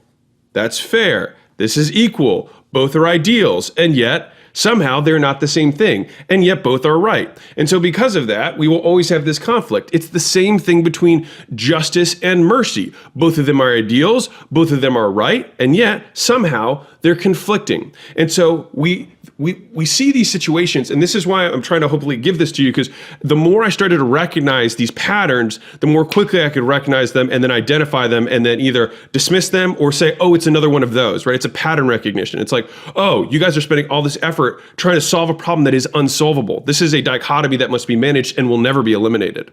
And so I think my goal with this video is, if I can help you get out of these little mental hamster wheels, it's been incredibly valuable for me. All right. So that's the dichotomy. That's like one of the things that people will mistake. They'll mistake a dichotomy for a problem that needs to be solved. All right. Another framework that I find immensely valuable is the concept of a continuum versus a binary. All right. This is probably one of the biggest mental errors that people make when they're trying to identify things. And this is what I mean by that. So, for example, I might say, I'll use a weight loss example. So people will say something like, I am off my diet or I'm on my diet, right? It's a very simple thing. And that's because psychologically we like to be binary. We like to label things as yes or no.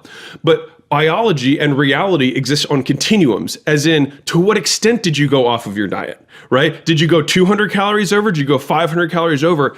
And even though it is, quote, more difficult to think in this way, it is also more accurate. And so our brain uses binaries as placeholders for decision-making to store data, right? When in reality, when you start storing all these binary decisions, they start adding up and you start getting more and more inaccurate, if that's a word, on your decision-making process, because you're actually basing your your decisions not on facts, but based on binary shorthand that your brain saves. And so that is one of the biggest mistakes that I see all the time in thinking in entrepreneurs and really in anything in general, because we like to have that shorthand. It is easier, right? It's easier to say, I fell off my diet, or I am diabetic, when the reality is, it's not whether you are diabetic, it's how diabetic are you, right? Kind of interesting. I stole that from Dr. Cashy, but I just love that. Who's my closest friend? He's a biochemist, and we talk about this stuff all the time. Point being, if you can think about this within, I'll give you a business example. So if we have a binary where people are saying yes or no, which is, let's say, Facebook doesn't work. Marketing doesn't work. I hear these statements all the time, and you may laugh at this, right? But I get DMs like this all the time. Facebook doesn't work for me. Marketing doesn't work for me. Like, you can't sell this way in my business, right? And so people want to shorten a problem into yes, it works, no, it doesn't work, when so much of business and problem solving is understanding the nuance between where we're starting and where we're going. And it's to what extent has Facebook not worked, right? Where is the fall off? Right? It is not that it doesn't work. It is just we only got it to work this %. Right now, we need to get all the way over the hump to get there. But it's to what extent? And I think that if you can ask the right questions, if you can see the problems as they truly are, they become far more solvable. And so this has been probably, I just gave you two of my best frames that I think with all the time. All right, so I'll say these again. So the first mental lapse, I'll say, that I see all the time is mistaking a dichotomy that needs to be managed for a problem that needs to be solved. People do this in their marriages as well, right? So you look at your wife, right? You look at your wife and you're like, I need more variety, right? But later you're like, I need more consistency. And you're like, we have to figure this out. We need variety, we need consistency. It's like, yes, you need both. Right? And so it's not a problem to be solved, it's a dichotomy to be managed. In a perfect world, if everyone had absolute information and everyone was unbelievably well trained and you had a great infrastructure and all that stuff, then yes, the more products and services you offer, in theory, you would make more money. But we don't live in that theoretical world most of the time, and most small business owners are not that good at operating, right? It's the number one issue they have. They're super disorganized. They feel like they're spinning their wheels all day. Their team completely has no idea which way they're going. They change things all the time, etc. And so in an effort to combat that, we have used this process over and over again, and it has worked very well. So it is as follows. We sell two things, and I've done this in virtually every business that I've ever owned. We sell two things. 2 products or 2 services, and this is once we're going from 1 to 10 million. All right, 0 to 1 million, you sell 1 product, 1 service, 1 avatar. All right, that's it. 1 channel, 1 product, 1 avatar. That's it. All right, but once you're going from 1 to 3-ish million, and you're trying to go to 10, you introduce the second product line. And so here's how this works. If you have 2 things that you sell, you'll have a front end thing and you'll have a back end thing. We can still have a massive accommodation in the buying curve based on the payment terms that we introduce. So for example, people will look at their monthly expense more than the total contract value. That's a huge money hack. I'm giving you right now. This is a wealth hack. This is something that will make you a fortune in your life if you can properly understand this. People do not look at the length or the total contract they're signing. They will only pay attention to what is it going to cost me every month, because no one is good with their money. All right, so they only look at the cash flow expense month over month over month, and they just think, can I make it happen? Yes, cool, I'll sign. They don't think about the total contract value. For you as a business owner, the contract value matters almost more than anything. So I'll give you a quick hack on this. Total side note, tangent for you, life hack. Pro tip, if you want to extend the contract value that you have, I have a saying, which is the bigger the head, the longer the tail, all right? And so what that means is the more you can get someone to pay up front, and relative to the upfront cost of signing up or what they paid down, the lower their contractual recurring payment is, the stickier it will be. So I'll give you an example. If I had someone sign up for $99 a month for whatever, it doesn't matter, that price point might be medium sticky depending on the value that I have. Now imagine I had someone pay $5,000 down and $99 a month after that. How much more sticky would it be? Significantly more sticky. Now, the beauty is if you have one of these upfront type payments, you can also use that to liquidate your ad costs, cover your commissions for the salesperson, cover the upfront fulfillment and onboarding, which is going to cost more for a new customer than an existing customer. And so you can build all that in. If you know that the thing that you are selling has very high gross margins, then you can still have a lower cost as long as you know that the person is going to stay for a long time. And so based on how you structure the pricing, you can actually you can use the pricing to actually get people to stick longer. Pro tip complete. That is it. Moving back to the original thing that I was talking about. In one of our portfolio companies, we actually had this as a really in-depth discussion that we had to make a decision about, all right? And so they had a different, mentor, person, whatever, advice, who told them that they should have 3 products. And they should have a low, a medium, and a high product. And then based on, what the salesman thought, the salesman would sell them the low, medium, or high. In my experience, it is not that effective. And that is because the salesperson can't decide which of these things they're trying to sell most of the time. And so what we have found is more effective is you give the salesperson the one dream to sell. This thing is going to solve this person's problem, and we make it the most valuable thing that we're trying to sell, because at the end of the day, you do want to solve the customer's problem, right? We do want to actually make sure that we're providing value. Rather than having a diet, a medium, and a great, right? Simply having one thing that solves all the problems, and then based on the customer's budget, we can decrease how they pay, all right? So hear me out. So let's say that we want to do this is a 6-month implementation of whatever kind of solution you sell. If you have a 6-month duration, you can have the person A, pay the entire thing up front. So that would be for somebody who has the highest budget. Version 2 would be a split pay.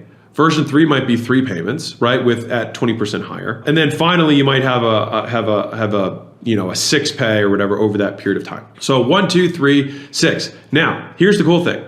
The more payment options you provide, the higher your conversions are.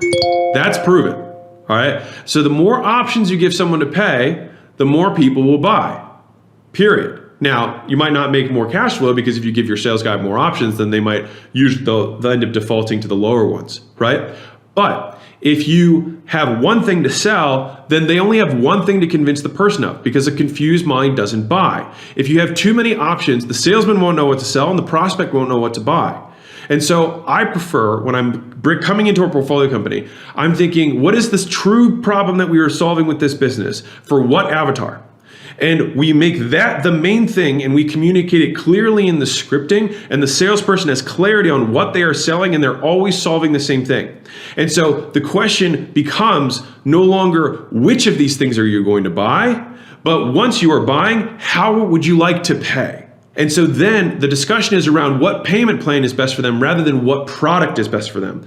And so by doing that, you can get people to go between different payment terms. That is not going to change whether they're going to buy. But if they're unsure about which product is going to best suit their needs, and the salesman doesn't know because at the end of the day, he's just trying to sell the most expensive thing, then you'll have way more confused people who leave unsold. So this is a single tactic that you can use to execute within your business, which is why I'm a big fan of making offers people cannot say no to, is that you can focus all of your sales and all of your persuasion attempts on selling the one thing, which is getting them to say yes. Once they say yes, we can accommodate their wealth and their budget based on the payment terms that we provide. And if we have structured our offer properly, the offer in and of itself should already be very high gross margins, which means whether or not the person pays $1,000 a month or $100 a month, it's still almost all margin for us because of how we structure the thing that we are selling. And so we are able to capture higher LTVs by getting the people who have more money to prepay the thing up front. That is how we do it. And with those people, you'll be able to ascend into the second thing faster because they've already prepaid that thing. And then you can solve the next natural problem in another sales conversation rather than trying to pick all of the things in one conversation, which makes it incredibly difficult to do. This is, just for everyone, again, a broad brushstroke of statements for most entrepreneurs who are not very good at operating their businesses, who operations is not their strong suit, and are below $3 million a year. I say this because all of us, right? I do this all the time, right? And this is going to be a repeated theme because it needs to be repeated, right? We need to be reminded more than we need to be taught. That is a saying that we have in my world, and I will pass it on to you guys, Mosey Nation. We need to be reminded more than we need to be taught. Do the boring work, repeat successful actions. And so if he's gotten to this point, or if you've gotten to a point in your business and it has plateaued, the question is, Has it plateaued? Because this is true. Like the only reason a business should plateau that is reasonable, that is not your fault, is that you have reached the total addressable market, as in you have saturated the total market of that thing. So for example, if you were selling dog food and every dog within this, maybe you sell a specific type of niche of poodle food, right? You've gotten, 70% of poodle owners to buy your food and you can't grow any more beyond that, right? Well, that would be reasonable, but then you'd obviously just do a different type of dog, right? You'd hop verticals, right? So there's not even a reason, but it would be the only potentially rational reason would be that your market has changed. So a different example is a friend of mine owns a company that does newspaper advertising. All right, so they actually help newspapers translate their advertisements into digital products, which is pretty cool. So they are able to sell basically a whole new ad product to small businesses who want to buy ads, right? Which is, by the way, how newspapers make money. He could not grow his business because newspapers have shrunk by 25% year over year, which is 25% compounding the wrong direction. And he's been in that business for like 10 years. So now the market size is literally 5% of what it used to be 10 years ago. And so as a result of that, he was growing at an inverse rate to the shrinkage of the industry, right? And so he got to a point where he couldn't grow any more than just basically servicing the ones that are still alive. And then as they fell, so did his business, right? And so that is the only logical reason that a business can plateau that is not in your control. And unless you're selling to newspapers, which you're probably not, the reason is much simpler, which is you just don't know how. And I'll tell you a different story that I had, and then I'll wrap this up at the end. So I was having a different conversation with a woman who was doing, I think, $4 million a year. And she was selling info products that were weight loss. So like weight loss info products. So like programs and ebooks and things like that, which is cool, right? She has a big following, all that kind of stuff. And I did a podcast with her, and after we got off the podcast, she was like, yeah, so these are my plans. I'm going to be doing an apparel line and a supplement line and a cream line and a whatever, right? And I just kind of sat there and I was like, well, I think it's a terrible idea. She was like, she just looked at me cross-eyed. She's like, what? And I was like, yeah, I think it's a terrible idea. And she was like, oh. And I was like, why don't you just take the thing that's making you $4 million and make you $10 million? Why don't you do that? And the answer is the same as the first answer. I just don't know how. And I was like, right, well, why don't we solve that problem and then not create a new business? Why don't we just put all of our effort into solving that problem? And so I'm a big believer, and this is the piece that I want to share with you, Mozi Nation, is that I'm a big believer in the theory of constraints, which means that a system will grow until it is constrained, right? It has a constraint, and then once you remove the constraint, it will continue to grow, right? Until it reaches another constraint. And so most people are always curious, or many people ask me, hey, Alex, how did you achieve, quote, so much in, quote, such little time or at such a young age? And I say all that in quotes because so much could be in young age, whatever. But I'm paraphrasing, all right? And I think that one of the things that we have done well is prioritizing what problems to solve. And that is understanding the prioritization of problems and realizing that there is really only typically one or two things that are constraining our growth. And by definition, there'd really only be one thing that's the constraint until we reach another thing that might be beginning to constrain us, but isn't the true constraint yet. What it was setting the tone. And the reason that my views on business have dramatically shifted is that I have always had a tendency to lean towards strategy, acquisition, monetization, pricing structures, and all of that stuff is important. But I think within a business, there are two components to it. You've got the smarts and you've got the hearts, and you have to have both. And I think that most people overestimate the importance of smarts, myself included. And I think that there's a lot to do with the hearts, because business strategy overarchingly is not that complex. But you really think about it, right? It's like, you got to find something that's good, that people want, and you sell it for a lot more than it costs you to do it, and you do as much of that as you possibly can. That's kind of the idea, right? And the thing is it gets lost in the execution. It gets lost in the doing, right? As soon as you hire your first employees, you're like, no, employees can't do what I can do. It's like, well, that's a horrible belief. You should probably change that before we try and move forward. That's a limiting belief, right? If you want to have a big business. And so when I think about this from a cultural standpoint, and this is what has shifted for me, is that it's become so much more about the soft skills. It's so much more about coaching and developing the leaders of the company. It's so much more about addressing behavioral dynamics of someone that are limiting them, more so than it is about tinkering. And I can't help but think that so many entrepreneurs, myself included, I spent so much time tinkering and tweaking things. What if we change this in our sales process? What if we change this on this page? What if we change the offer like this? What if we change this on the pricing? What if we change the payment terms? Blah, blah, blah, blah. All these different things, right? And think about this for a second for yourself. How many things have you tinkered with in your business over the last however many years, how many months, and your business hasn't changed at all, right? Because the real problem is not the strategy. The problem is not the smarts, right? The problem is the heart, right? The people are not doing what you want them to do because they don't understand why they need to do it and why it's important, right? And that's the soft stuff. And you've got, people who don't want to talk to each other because they don't like each other because one guy's really annoying. And so it's like, it would better serve you to fix that problem than to try and come up with some new strategy, right? Realizing that has been one of the biggest breakthroughs that I've had in my career. Those two stories should illustrate the difference between having a championship mentality and having a loser mentality and what might be going on in your business. And I'll leave you with one more story really quickly. So if any of you has ever been on a championship team, right? If you've ever played in a sports arena or whatever, and you've been on a winning team, you've been on a losing team, right? And you've probably been on a losing team that had a lot of good players, but you guys were not connected, you weren't concerted, you weren't aligned, right? On the flip side, you had a winning team, and it was like everyone showed up to practice, everyone, tried their hardest. It was the effort and the consistency and the alignment of the team that accomplished the goal. The rules are the same. Everyone was trying to do the exact same thing. And so when you think about the entire business landscape, right, your competitors have access, more or less, to the same talent pool that you do. They can see what your strategy is overall, and most people are not that dumb, right? And so as long as you have a relatively sound strategy, like you're not selling things at a loss, right? Then the difference between the two is going to be your ability to execute and have people execute on your behalf. And so that's going to become down, like for us as CEOs, we do shift towards becoming championship team coaches, which is why John Wooden, if he had run a business, would have had a championship business because he focused on the fundamentals. And one of my favorite sayings of all time is, advanced people never don't do the basics. Advanced people never don't do the basics. I would go to these stages and I would watch guys get on stage and they'd say, we follow up with all of our leads, within 5 minutes. When we get on sales calls, we always ask them why they're there. We label them a problem. We overview some of the past things they've done, and then they follow a clear framework. And then as soon as someone buys, we have a good onboarding process. And nothing they say is revolutionary. It's just that they actually do it, and the people are actually on their behalf. They're not the Vince, or don't have a manager like Vince, who's telling them that they shouldn't have to do that work, right? Who's sabotaging the business.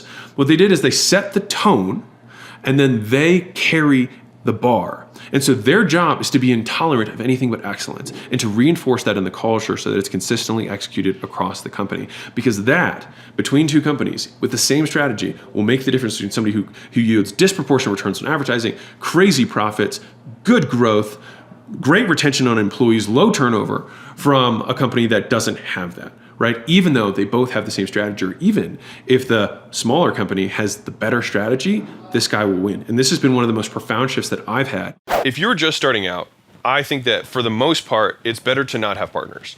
And that is because usually it's like you and a buddy, and you're like, hey, we like hanging out, we should go into business together. When really you're doing that for the emotional need to be satisfied, to have somebody to talk to and share the experience with, but not because it's a good business decision. And the only reason for you to have a partner is because they either have money or skills that you do not have. That is it. It's the only reason. Money or skills. That's it. And so if you both are entrepreneurial people and you're both, love selling and love marketing and you're very promotion oriented, which many entrepreneurs are, right? If that's you, then if they're that way too, then one of you is not required. And you have to really face that. So if you both like the same stuff, you both shouldn't be in business. You both have your own businesses and just talk about your own specific businesses, but not team up together. It almost always fails. Like literally it almost always fails. And so that's the first one. The second thing is that those jump into bed together partnerships don't have step number 2, which is you don't have a contract, you don't have terms, you don't have an agreement. And the reason is because you're so afraid of messing up the vibe. We don't operate that way. You will when it gets up at the end. But I'm telling you right now, I now, even when I have somebody who approaches me and says, hey, will you take a percentage of my company? Can you coach me through this? Blah, blah, blah. I say, let's go through the lawyers first. All right.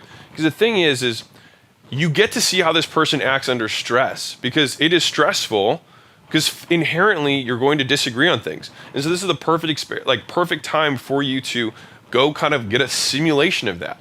Well, it's like, well, what happens if you don't want to work and I want to work? What happens if you leave? What happens if I don't want to do this anymore? What, like, you have to go through all the scenarios and get a good lawyer. And you should really have two that represent you. If you don't have the money for that, then get somebody to just counsel you on, you can Google a standard partnership agreement. There are templates for free online, and you can pay one lawyer for 1 hour of time to at least say, these are the things you should look for. Now, decide amongst yourselves. And so you can represent yourself in your partnership, agreement, but you have to have the agreement and you have to spell it out in clear terms. Because if you don't have that, it's the bedrock of good communication and expectations, right? Like otherwise, usually, like most relationships, partnerships end because of unmet and unspoken expectations. Like, well, I thought you were going to do this. It's like, well, I didn't know. But no one even says that because they can't communicate. So first is you probably shouldn't just jump together with somebody because they're just like you. If you are going to do that, then you should make sure that you have contracts in place. And then finally, what I want to do is kind of explain to you what the three main roles that exist in a business are, okay? The three pillars. All right, I want to see if I have a tripod here. All right, here we go. Here's my tripod, all right? So there's three pillars to every business, all right? The first is acquisition, which is the rainmaker, or somebody who's going to bring in business. So that's marketing and sales, all right? Acquisition, the money getter, all right? The second of these is the product, which is what you are actually selling.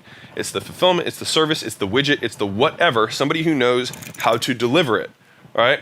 And then third, you have the operations, which is everything else that has to happen in the company. Paying payroll, paying taxes, making sure legal and contracts and IT and finance and all like your accounting, all of that stuff, HR has to happen, right? And so these are the three legs of every business. Now, they're not necessarily equally weighted, and it's an important point, right?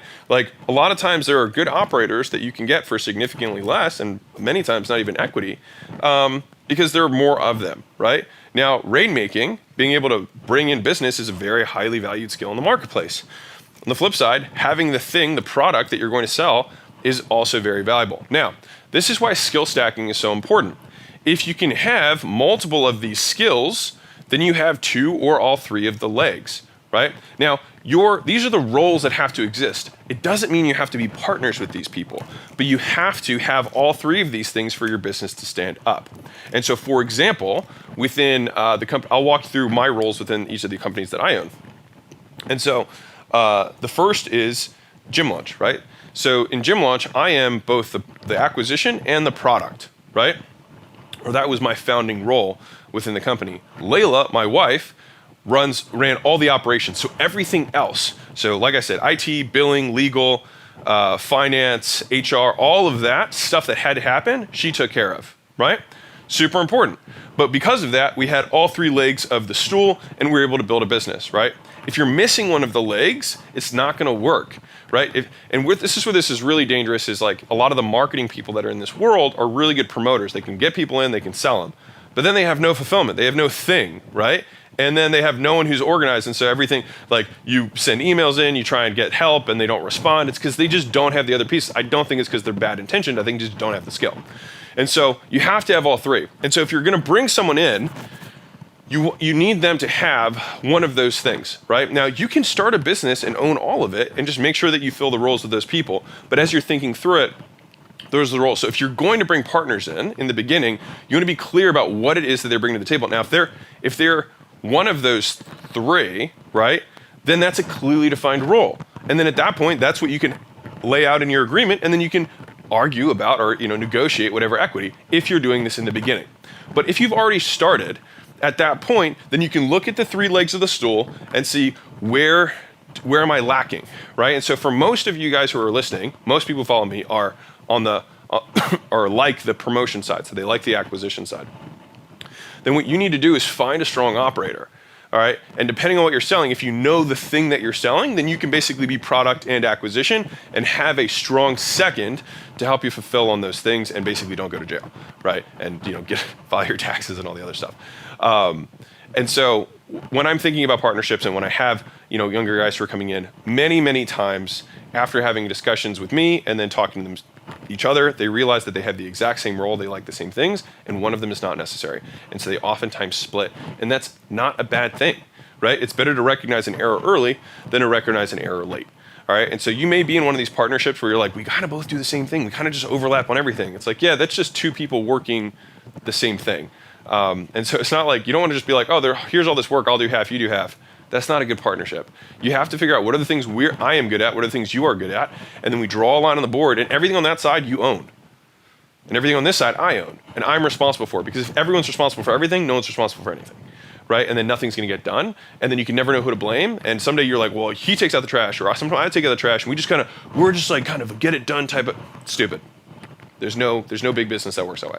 All right. And so even if you are small, you need to start thinking big to become big, right? So you got to do the actions before you get the results. You have to have the beliefs before you get the outcomes of a bigger business to become a bigger business. And the reason most businesses stay small is because they think small and they act small. So they stay that way because the outcome of what they're doing is the result of the actions they're making, which are small, right? And so right now, if you're in a partnership, if you don't have a partnership and you're thinking about starting a business, I would definitely try and just acquire the skills myself, get going, and then the first hire I'm going to have is going to be a strong operational second.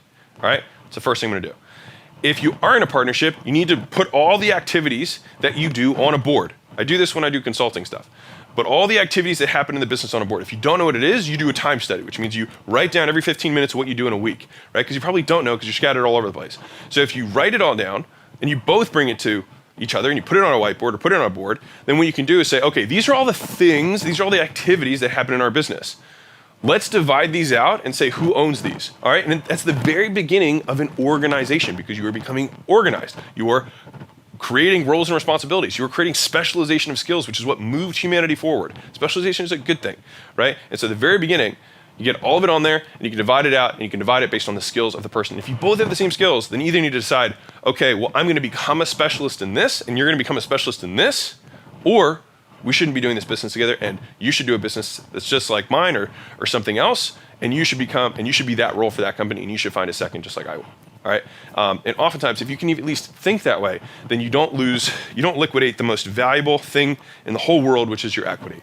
All right. Because if your thing actually does grow, if your business actually does grow, then the biggest dilution of how much money you're going to make is that first decision when you started, when you just decided just right off the bat to give half of everything away. First off, I'm a big believer in continuing to take dividends out of a business as it continues to grow. And that's because you want to decrease your downside risk, right? Because for some reason, and the statistics are very likely that the business will not succeed in the long term. 90% or 95% of businesses fail within 5 years. And so it's much better, in my opinion, to consistently take money out of the business as you're growing it because there's a very high likelihood that it will not stick around, A. And B, many entrepreneurs have this idea that they're going to sell their business for some magical number sometime in the future, when in reality only 1% of businesses ever sell. And so if that is the case, again, well, I would rather not stack the chips on a 91-to-1 bet. It does happen, but the likelihood is low. And so I would like to take chips off the table on a regular basis. So that is the first part, which is making sure that we're taking money out. But the second question is, okay, well, now that I have this money, this 500, this million, this whatever, what should I do with it, right? And so one of the big things is I just like to think about this through the lens of opportunity cost, which is if I'm currently making, let's say, $500,000 a year, right, from my business in net free cash flow, that's owner earnings, what I get to take out of the business after reinvesting in the growth and competitive advantage that we need to continue to maintain to grow, right? So if I have $500,000 of net free cash flow that's coming to me, and let's say I've got $1 million saved up, if I were to passively invest that, I should get about 10%-ish a year, right? That's just going to be investing through indexes like the S&P 500, et cetera, right? If I'm doing that, then the advantage of actively investing might be the marginal difference. It might be an extra 5 or 10%. So that'd be a 50 to 100% increase because 10 to 15% is a 50% increase, right? But if I look at it in terms of real terms, just purely on how much my net worth is going to increase, which is the lens that we have to look at this through, which is the opportunity cost. If I were to spend half of my time thinking about actively investing, because it will take up half your mind space, I promise you, because I've done this mistake before, I made this mistake before, then what happens is your active income will fall at a disproportionate rate compared to what your money is making you. So I'll walk you through a numbers example. So let's say you've got that $1 million and you can get 10% a year, which is $100,000 100% passively, right? But the additional 50% or $100,000 a year $50,000 to $100,000 a year, which would be 5 to 10% of that million, right? You could get through actively investing. Well, if you're currently making $500,000 a year from your business, do you think it would be reasonable to take half or 25% of your time to go chase that when you could probably get your income from 500 to 750,000 in the next year, 500 to $1 million? And so for me, that was always the opportunity cost of actively investing, which until my wealth became so large that I felt like it was the opportunity cost of the money that I should be making by paying more attention to my money was going to outpace my income, which is still almost not there. And so for me, that is why, as for entrepreneurs, it's my belief that A, you should be ripping out cash on a regular basis because that's downside risk protection. It's not your upside. It is downside protection. It's the fact that what if my business does not succeed? As much as I'm a big believer in being optimistic, you also have to face reality and confront facts, which is the likelihood that this particular business that you're on, I've had 13 businesses that I've started up to this point, and now I own 8 more. The likelihood that the business that you start is going to be the one that you finish with is extremely, extremely, extremely low, right? Extremely low. And the likelihood that you're going to sell that business for a big number is extremely, extremely, extremely low. And so you take this money out and you put it into the S&P or you put it into an index because it is passive and you can put it there, and the idea is that you never have to think about it again. Now, the amount of money that you should keep in cash, in my belief, is you should have about 6 months, 2 years worth of normal living that's saved up in cash. And that's just so that you can sleep well at night, and that's it. The other thing is that when you invest that into indexes and whatnot, you can always take a loan against those assets if you wanted to start something big. So it's not like it's illiquid when it's there. You can take loans against those assets at 60 or 70% loan to value, meaning if you have $1 million in assets in the S&P, most banks will give you 60 to 70% of that, or at least 50, right? Depending on the stocks and in your history with them, et cetera. That they'll give you basically for free, right? They'll give you at 1% or 2% money that you can go and reinvest in starting another business or buy a piece of real estate or whatever, right? And so for entrepreneurs, it is my belief that you should be investing most of your time and energy, or almost 100% of your time and energy, in growing your income, growing the main vehicle you have, but extracting the money and putting it into a low brain vehicle that's not active, that's passive, that's truly passive, not real estate flipping, that's not passive, right? Truly passive. If you're in crypto, right, or you have some speculative stuff that you want to get into, it's probably taking up way more of your attention than it should be, and it's actually going to make your main income suffer, which means your net worth will grow more slowly than it otherwise would. So it's all about the opportunity cost of your attention. All right, now I'm going to put this special note out here for employees. If the primary objective of the employee, in my opinion, is to increase how much your income is. And so all of yours, and this goes for entrepreneurs too, the initial parts of your investment should be growing to increase your skills, because that increases your basis. That increases your basic income that you can continue to yield from the marketplace based on your skill set. And so this is where I think people step all over dollars to pick up pennies. If you were saving, $500 a month, there's nothing wrong with that. But I would be actively investing that $500 or the $1,000 or $2,000 a month in the beginning into making my skills more valuable, because I know that if I do that, in 2 years I might quadruple my income. Because that's the thing, is that your ability to earn is one of the greatest investments. That's not just a billionaire saying. It really is. You can, if you develop the skill of selling, which might take you 2 years, you can go from making $60,000 a year to $250,000 a year or $500,000 a year, which puts you in the top 1% just by earning that one skill. And so if you can develop that skill, it is worth the investment. And most investments in self-improvement are so disproportionately low that it is worth the investment. Even if there are courses that you only get a handful of things from, you are still, as yourself an asset, more valuable. At the end of the day, you are the source. You're the source of where all the money comes from. So it's like when people don't invest in themselves, it makes no sense to me. I've spent every dollar I possibly could gaining access, getting mentorship, getting coaching, getting programs, buying courses, buying books, and doing that stuff because I'm the source, right? And if I can improve me as the machine that generates all the flow of income, then the rest of the stuff becomes easy, right? And so first and foremost, you have to invest in that. After you have an excess of that, then start pulling the dividends out of the business that you have and investing those things that are passive, not active. And then at the point where your net worth from your investable assets, what 10% of that net worth growth would be is in excess of what you make per year, then at that point it makes sense to start shifting your perspective towards managing wealth and growing wealth rather than growing income. A lot of people struggle with this, which is they believe that they are inherently bad at things because they are not good at them. And I think that that is an incredibly dangerous belief set to have. And so what I want to do is kind of break that belief set down to hopefully break it for you. So I think one of the most valuable beliefs, because, in terms of building on success, in my opinion, first you need to develop skills, then you need to develop character traits to make sure that you do those skills. And then you have to make sure that your beliefs are correct so that you can open up the world, right? But the beliefs are kind of imbued throughout the entire process, because if you don't believe you can acquire a skill, you never will, right? If you don't believe you can have a character trait, you never will. And so I was having a conversation with a friend of mine who's looking to, switch career paths. She's trying to figure out, she wasn't making as much money as she wanted to make. And the issue that she was dealing with, she's like, she just doesn't have a valuable enough skill set, right? And she's like, I want to make this much money. And I was like, well, you're never going to do that doing what you're doing, right? And I was like, have you considered learning how to sell, right? I mean, because if you sell, you have a far, if you still have the desire for security, but if you know how to sell, you can, pretty much write your own paycheck if you know where to look. And she was like, I'm not good at sales. I'm not a salesperson. And I was like, well, how many hours of sales training have you gone through? She was like, well, none. And I was like, well, then why would it be reasonable for you to be good at sales, right? Like that doesn't make any sense. Of course you're not good at sales. Like you haven't done it, right? Well, it's the same thing. Like, well, I'm not a very marketing type person. Well, it's like, well, how many courses have you gone through? How many hours a day do you spend studying marketing? Well, none. Well, then why is it reasonable that why would it would be unreasonable for you to be good at this skill given the amount of investment you've made, right? And so it's this recurring thing that I've seen over and over and over again, and it presents itself in different ways. Like I'll speak at some event or something, and I'll start getting into very basic math about business, just business math, like how much does it cost to acquire a customer, what's the lifetime value, things like that. And I can see people starting to freak out because they're like, I'm not good at math. And I have to lean back or lean, pressure onto that belief, because one, that's a belief that will literally never serve you. It's like saying I hate employees. It's like, well, good luck owning a business that you want to grow to any appreciable scale, right? But with the math example, you can massively succeed in business knowing only not even algebra, just basic multiplication, subtraction, division. Like if you just know how to do that, that's all you need to do. And just about everyone knows how to do those things. And at the very least has a calculator who can do multiplication, division, addition, and subtraction. That's it. That's all you literally need.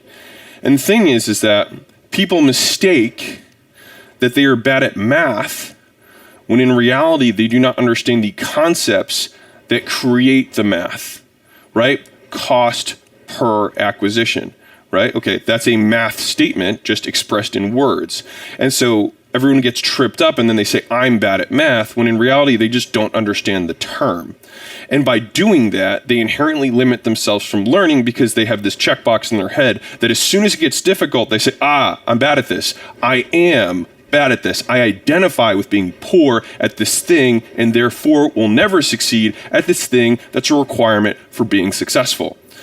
And so I think that for me, one of the cornerstone beliefs that has helped me a tremendous amount, I just want to share it with you, is that if someone can, therefore I can. And sure, does that necessarily mean that you're going to go to Mars? It's like no one's ever done that before. I think that's a next level belief. No one's ever done it, and I'm going to be the first, right? But I think if you can at least just believe that if someone has done it, it is therefore possible, and therefore I can do it too if I do the same things. And the nice thing about actions is that they are agnostic to your level of deservingness and skill. What I mean by that is, if you spend an hour a day practicing sales, over a year, you will likely be in the top 10%, 5%, 2% of people, because most people do nothing. Most people do absolutely nothing except for deal with their emotions on a regular basis and procrastinate and give themselves reason for why they are not successful, besides the obvious one, which is that it is not reasonable that they would be successful given the amount of time and effort they've put in to achieving it. And so the only reason for this is because I had that conversation. I spoke at the mastermind where the girl talked about not understanding the math. And there's just so many repeated events like this where it's like, can you ask yourself with reason, would it be reasonable for me to be good at this skill given the investment I've made? And as a corollary, as an antithesis to that example, I've got an 18-year-old kid who lives across the street from me. And I sort of, semi-mentor him. He's a good kid. He works super hard. A lot of hustle. And the thing is he's too young to know that he can't do things yet. And what that does is it makes him incredibly dangerous because he hasn't been slapped in the face by the world yet. And so he believes that he can accomplish anything. He has no reason to think otherwise. And so I've been actively trying to speak that into him. And now he's wholesaling real estate right now. He's 18 years old, right? I love this, right? And how did he do it? He watched YouTube videos for free, right? And then he picked up cold calling because I was like, this is a book you need to read for cold calling. And so he just started cold calling based on what the YouTube videos said off of a free list that he found on the internet, and he closed his first deal as 18-year-old. And so does he have an inherent skill? No. But what I did was I prepared him mentally by saying, like, you're going to suck at this for a very, very long time. And eventually, after doing it so many times, it will be unreasonable for you to suck. And at that point, you will be good. Right? And so I think if we can all approach the skills that we feel like we are deficient in with that kind of concept of course I am going to suck. It would not be reasonable for me to be good. But if I do these actions, it would over time be unreasonable for me to be bad at these things.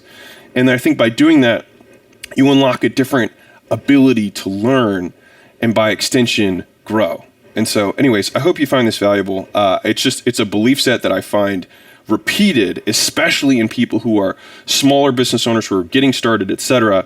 And it drives me nuts because it's just saying that you can't do something before you've even started. And that's why people spend so long in the beginner stage, is because they inherently dispel away their ability to learn and get better.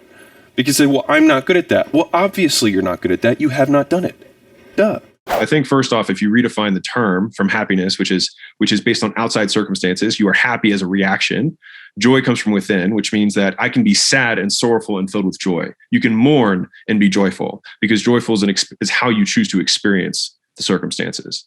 So first, I would redefine the word that you're shooting for, right? The second thing is asking, like, but why, right? And so a lot of us want to make money because we're like, I want to, and then when we talk publicly, it's like, I want to leave a legacy, I want to leave an impact, blah, blah, blah, blah, blah, right? All that stuff. I want to help people. But the reality is that everything that you do that is external achievement is ephemeral. And what it means is it literally only exists on the physical plane, and that physical plane is temporary, which means it will end, which means that all of the achievements and all the things that you're doing on this plane, literally by definition, will have no lasting impact. And so if it means that nothing that you do, all the things that you accomplish, and all the things, or rather the wealth that you accumulate, will eventually disappear, it changes the perspective somewhat. And so the way that I like to think about it is the analogy of a casino. And so I think all of us are given a token when when we come of age and start to get into the game, and we sit down at a table and we play and we play and we play and we play. And the players around the table are bragging about how big their chips are. Some players win, some players lose, and more chips get stacked, right?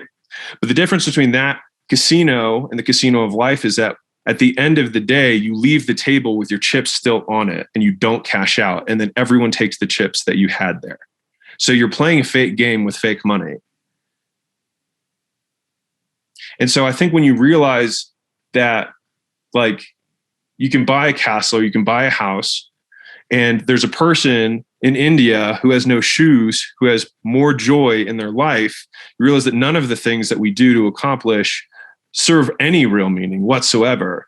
They really just act as the shovel that we use to dig the holes that we're going to fill back up at the end of the day when we die. And so it's like, what shovel do you want to use to dig your hole? And so I like to think of those things as, what things do I inherently find joy in? And so for me, I enjoy learning, and I learn through teaching. And so that is how I derive meaning. And the only thing that I can dedicate my life to that is eternal are things that will last past the physical plane, which are values. And so if you can shift your decision-making process from outcome-based decision-making process to value-based decision-making process, you'll always feel in alignment with your identity. And so for me, when I experience alignment between what I truly believe, what I say, and what I do, I feel like I'm acting in the way that is in alignment with who I am. And so I think that a lot of us have made decisions or say things that are contrary to what we believe, or we do things that are contrary to what we say. We do things contrary to what we think, and we experience dissonance. And that's most of our lives. And so I think that if you can free yourself into thinking, I believe these things to be true. I say them with certainty, and my life is a reflection of those things, which I believe to be meaningful. And I can dedicate my life to that eternal value, and that value will exist after I die. And so that for me is kind of where I derive meaning from work. If somebody is starting from scratch, what are the traits, skill sets that they should be cultivating in order to up the odds of their success?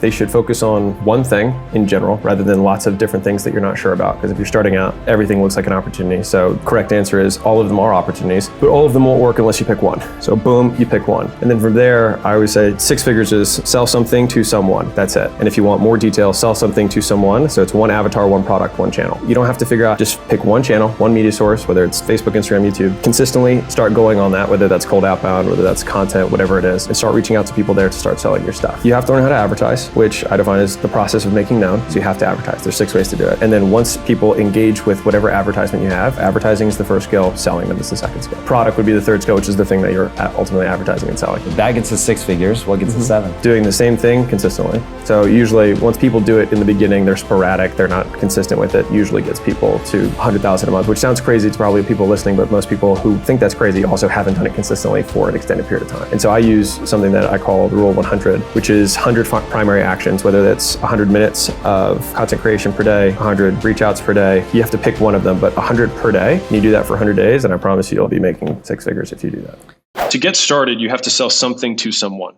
That's it. Like literally, that's all. One avatar, one product, one channel. That's it. So you have one way of getting customers. You sell one thing to one specific type of person. That is all you need to do to get to 6 figures. To get to 7 figures, you need to learn how to do those 3 things, reliably, consistently, right? So you know how to sell one product to one avatar and one channel in a consistent manner. So you start having predictive metrics on how you can acquire customers. So it's either I spend this amount of money on advertising, and this is how many calls I get booked, and then from that many calls I get that many sales, etc. If it's outbound, it's like I send this many emails or make this many calls or this many texts, and then this many reply back, this many schedule, this many show, this many close, etc. If you're running organic, it's I know that I need to have this many posts that I have to make across these different channels with call to actions that drive towards this page. For every 1,000 visitors on this page, I get Y opt-ins. You know what I mean? So each of these vehicles, or I have to hit my email list, once a week. And if I hit it once a week with a call to action again. So all these are the different ways you can get customers. You could also do affiliates, you can do referrals. There's many ways to do it. But the point is you pick one avatar, one channel, and one product. And then as soon as you can start predicting how many inputs it takes to get an output, then you get to 1 million, right? And at that point, you're at 1, 2, 3 million-ish a year.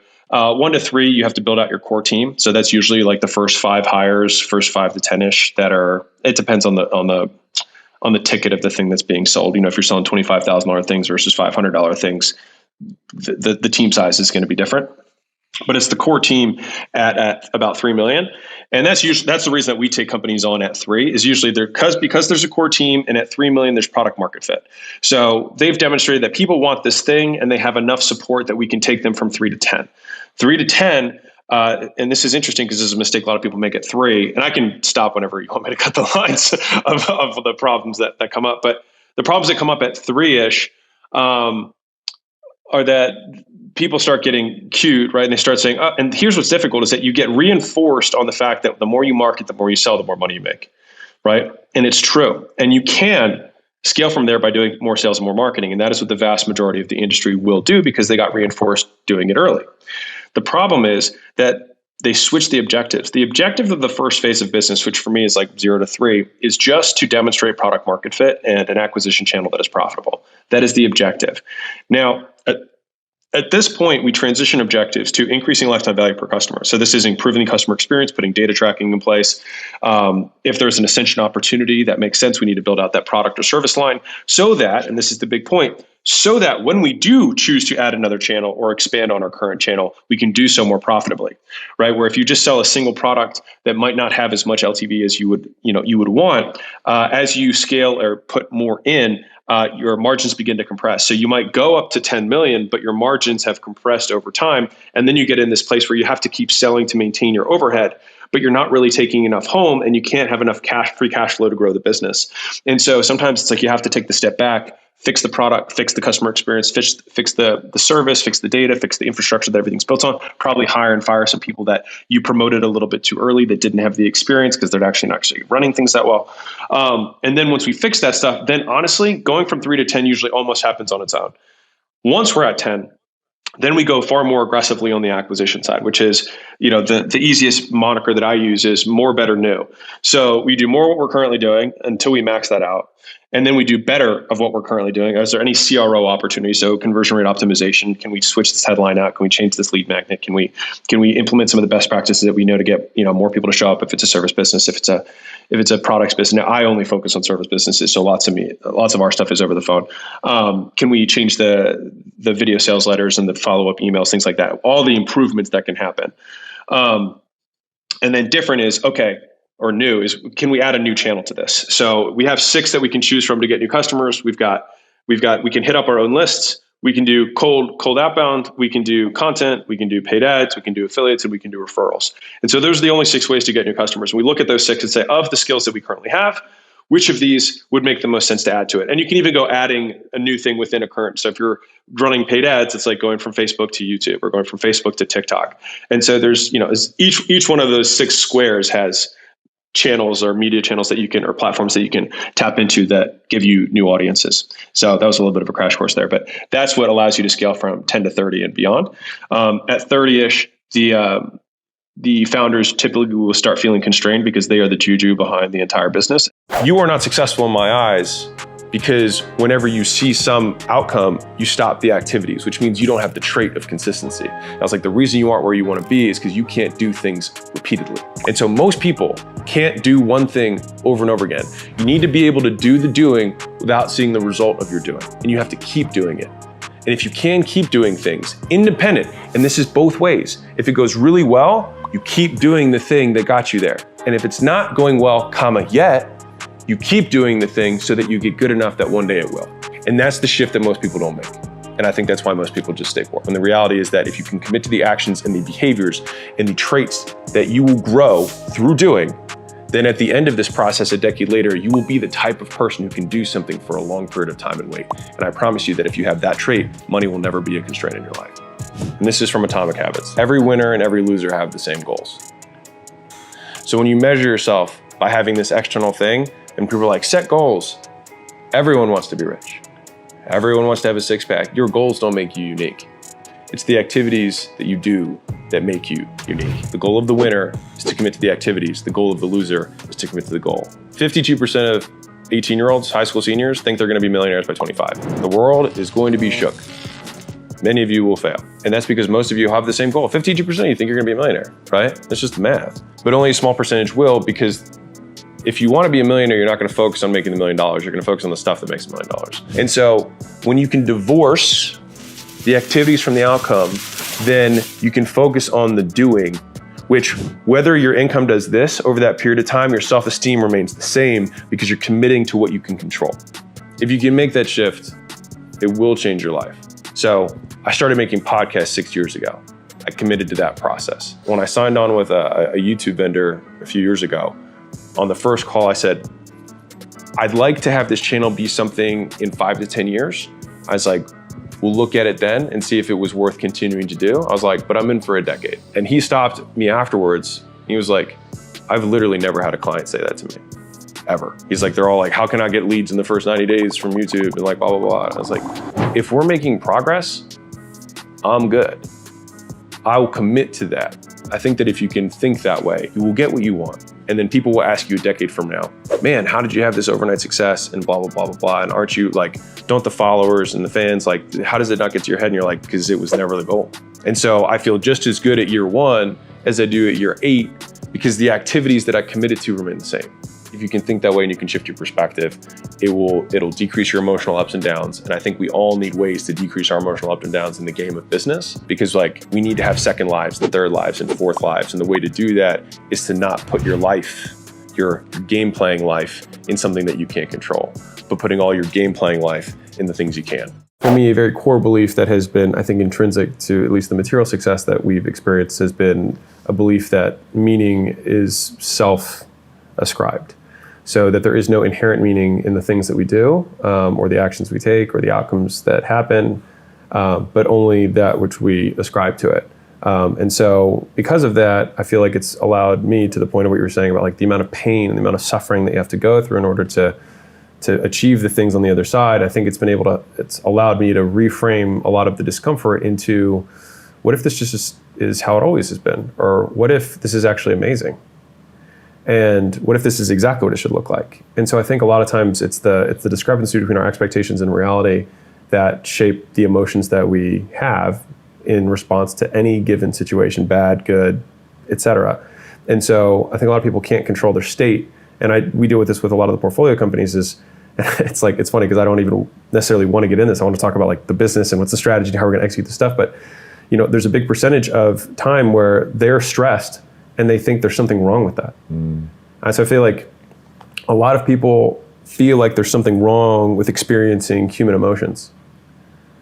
And so they are stressed and then think there's something wrong with them, or they are sad. And I know that this is the thing that the keyboards are, the fingers are right on top of it. It's my belief. It is contrarian. I accept that it's the beliefs we have about our emotions that are the things that drive us mad. Facts. And so somebody's sad, and then they tell themselves that they're bad because they're sad, or they're wrong to be sad, or they're a piece of shit because they're sad, rather than saying, isn't this a beautiful thought about the human existence? Like, if I could not be sad, then I would not experience joy. So like, if I say that I don't want to be sad anymore, then I would also have to give up joy. Am I willing to do that? No. Well, then this is just a part. Like, I can't say that I want sunny days if there are no rainy days. Like, we don't say weather is good or bad, it just is. And so I think to the same degree, the human experience is also that way too, at least how I define it. And so I think having that as my backbone frame in terms of my worldview, although contrarian, has helped me a lot in dealing with the things that often derail entrepreneurs on their path to getting what they want. And so for me, that's been very helpful. So from a contrarian standpoint of like belief, Peter Thiel's question, like what closely held beliefs do you have that most people don't agree with? That's one of them. The biggest issue that most people have is they don't have the ability to discern what their missing link is or what their next step is. If you think about the theory of constraints, which is that a system will grow until it's constrained. And so what happens is most people add potential to a system, but they don't actually increase the throughput of the system. So for example, if I had a bridge, right, and it has a weak link in the bridge, or let's say a chain is probably simpler. So if you have a chain and you have to pull two things, the amount of force that you can put on the chain is just predicated based on the weakest link. And so what happens is that people reinforce a strong link and not the weak link in the chain. And so they add potential to the chain, but they don't actually add any more strength that can be pulled. And so if you think about the amount of money that you're trying to make as amount of money that you're literally trying to pull towards you, that weak link is going to be the skill deficiency that you have. And so most people solve problems that aren't really there. And they spend a lot of their time reinforcing skills that they enjoy, but that's not their deficiency. And so that's why like the entrepreneurship thing is you have to be a jack of all trades, master of none. You have to be good enough to get the thing across the finish line to pull the money towards you. You don't have to have the strongest link. You just need all of the links to be strong enough. And so I think most people aren't good at assessing their own deficiencies. And so if the follow-up question is, how do you assess deficiencies, right? How do you know what's missing? The question is, what are the revenue generating activities within a business? How can I get myself closer to those revenue generating activities? And so you can look at product as a revenue generating activity. You can look at sales as a revenue generating activity. You can look at marketing as revenue generating activity. And so if you think about those as kind of the three core pillars of what businessing is, and then you have back of house, right? You've got finance, you've got IT, you've got the other pieces. But the people who ascend even in the back office know how to generate revenue and bottom line for their division. So for example, my CFO, Suzanne Chiflett, she led a $15 billion acquisition, $5 billion, $1 billion. The last company she was at was $750 million. She's been $1 to $100 million 2 times. So like she's been there. And the first thing she did on our first interview, she was like, "Oh, you won't have to pay for me." I was like, and she's paid very well. And she's like, "You don't have to pay for me." She's like, I'll save more than what you're ever going to pay me. Just first 6 months, I'll save you that. And I was like, oh, cool. And so smart people know how to do that. Like an intelligent, video editor is going to come and say, dude, I can 10x the amount of views that you're getting on this thing, because he's going to tie himself to marketing. A good product person is going to say, I can decrease our churn, which is going to increase your LTV. I'm going to be able to get more people to ascend because they have a higher NPS score and they're more likely to want to keep buying from us. Like, so they have to just figure out a way to tie whatever the thing, if they're really passionate about something, by all means, go all in on it. If you're IT, then you're thinking, how can I decrease page load times? How can I get conversion rates up? You start getting into the CRO side. How can I organize the data in such a way that the CEO can make better decisions? And we have real-time reporting against all the sales guys so we can optimize our funnels towards the best converting guys, right? Like, all aspects of the business can make more money, but people don't think about it through that lens. So the first thing is, how do I tie what I do every day to making more money in the business? You connect that dot and then you improve that connection. I get asked about mindset a lot on podcasts. They're like, when you're building a business or you're building your career, there are stressors that come into play. How we manage the circumstances or the conditions that come to us dictates how our life turns out. Everybody has bad stuff happen. You probably believed and nodded your head like, yeah, everyone has stuff happen. And then we choose to make it bad or good. Imagine for a second, two children that are playing. One child tells the other child, your nose is really big, or you're fat. Interesting is that the child who hears it is unaffected and the child who says it is unaffected. They're like, you're fat. And he's like, huh.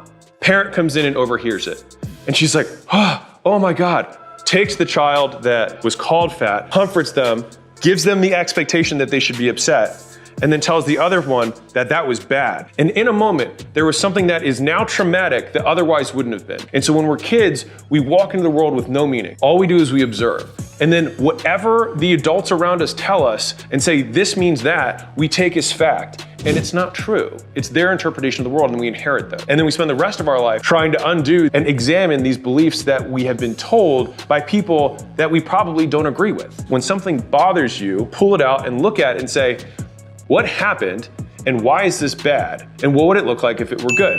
And so the two tools that I use are time and volume. The volume example is thinking, okay, I'm in traffic. If this happened every day, would I be upset? If it happened every day, I'd probably expect it, which means that I would not be upset about it because it's just how things always are. If you want to make it positive, you say, well, what if every time I got in a car, normally it would take an hour and today it took 30? I'd be pretty excited about it. And so all we did is just change the volume on the circumstance to recalibrate the meaning that we're choosing to ascribe to it, good or bad. I like to think of circumstances a lot like weather, which is like you've got sunny days and you've got rainy days. And the problem, in my opinion, is that people, any day that it rains, they say is bad, and any day that's sunny, they say is good, when in reality, it just is. It's just the weather. Contrast is what create the quote good and bad, when in reality there's just a middle line and half of it's above and half of it's below. Then what we can do is artificially move the line in our minds by saying whatever this circumstance is, what would it look like if it were worse? And what would it look like if it were worse all the time? And if so, then maybe today's a good thing. The second frame that I like to use is time. 100 years out, but 10,000 years out, how much is this going to matter? The reason something affects you is because you have deemed it meaningful. You've said it matters. It's my worldview that nothing matters with a capital M. Like nothing matters in the universe. It doesn't matter. There's this statue of a head that's in the sands of Egypt, all right? And it's bigger than this whole room. And it's just the head. And it's worn out.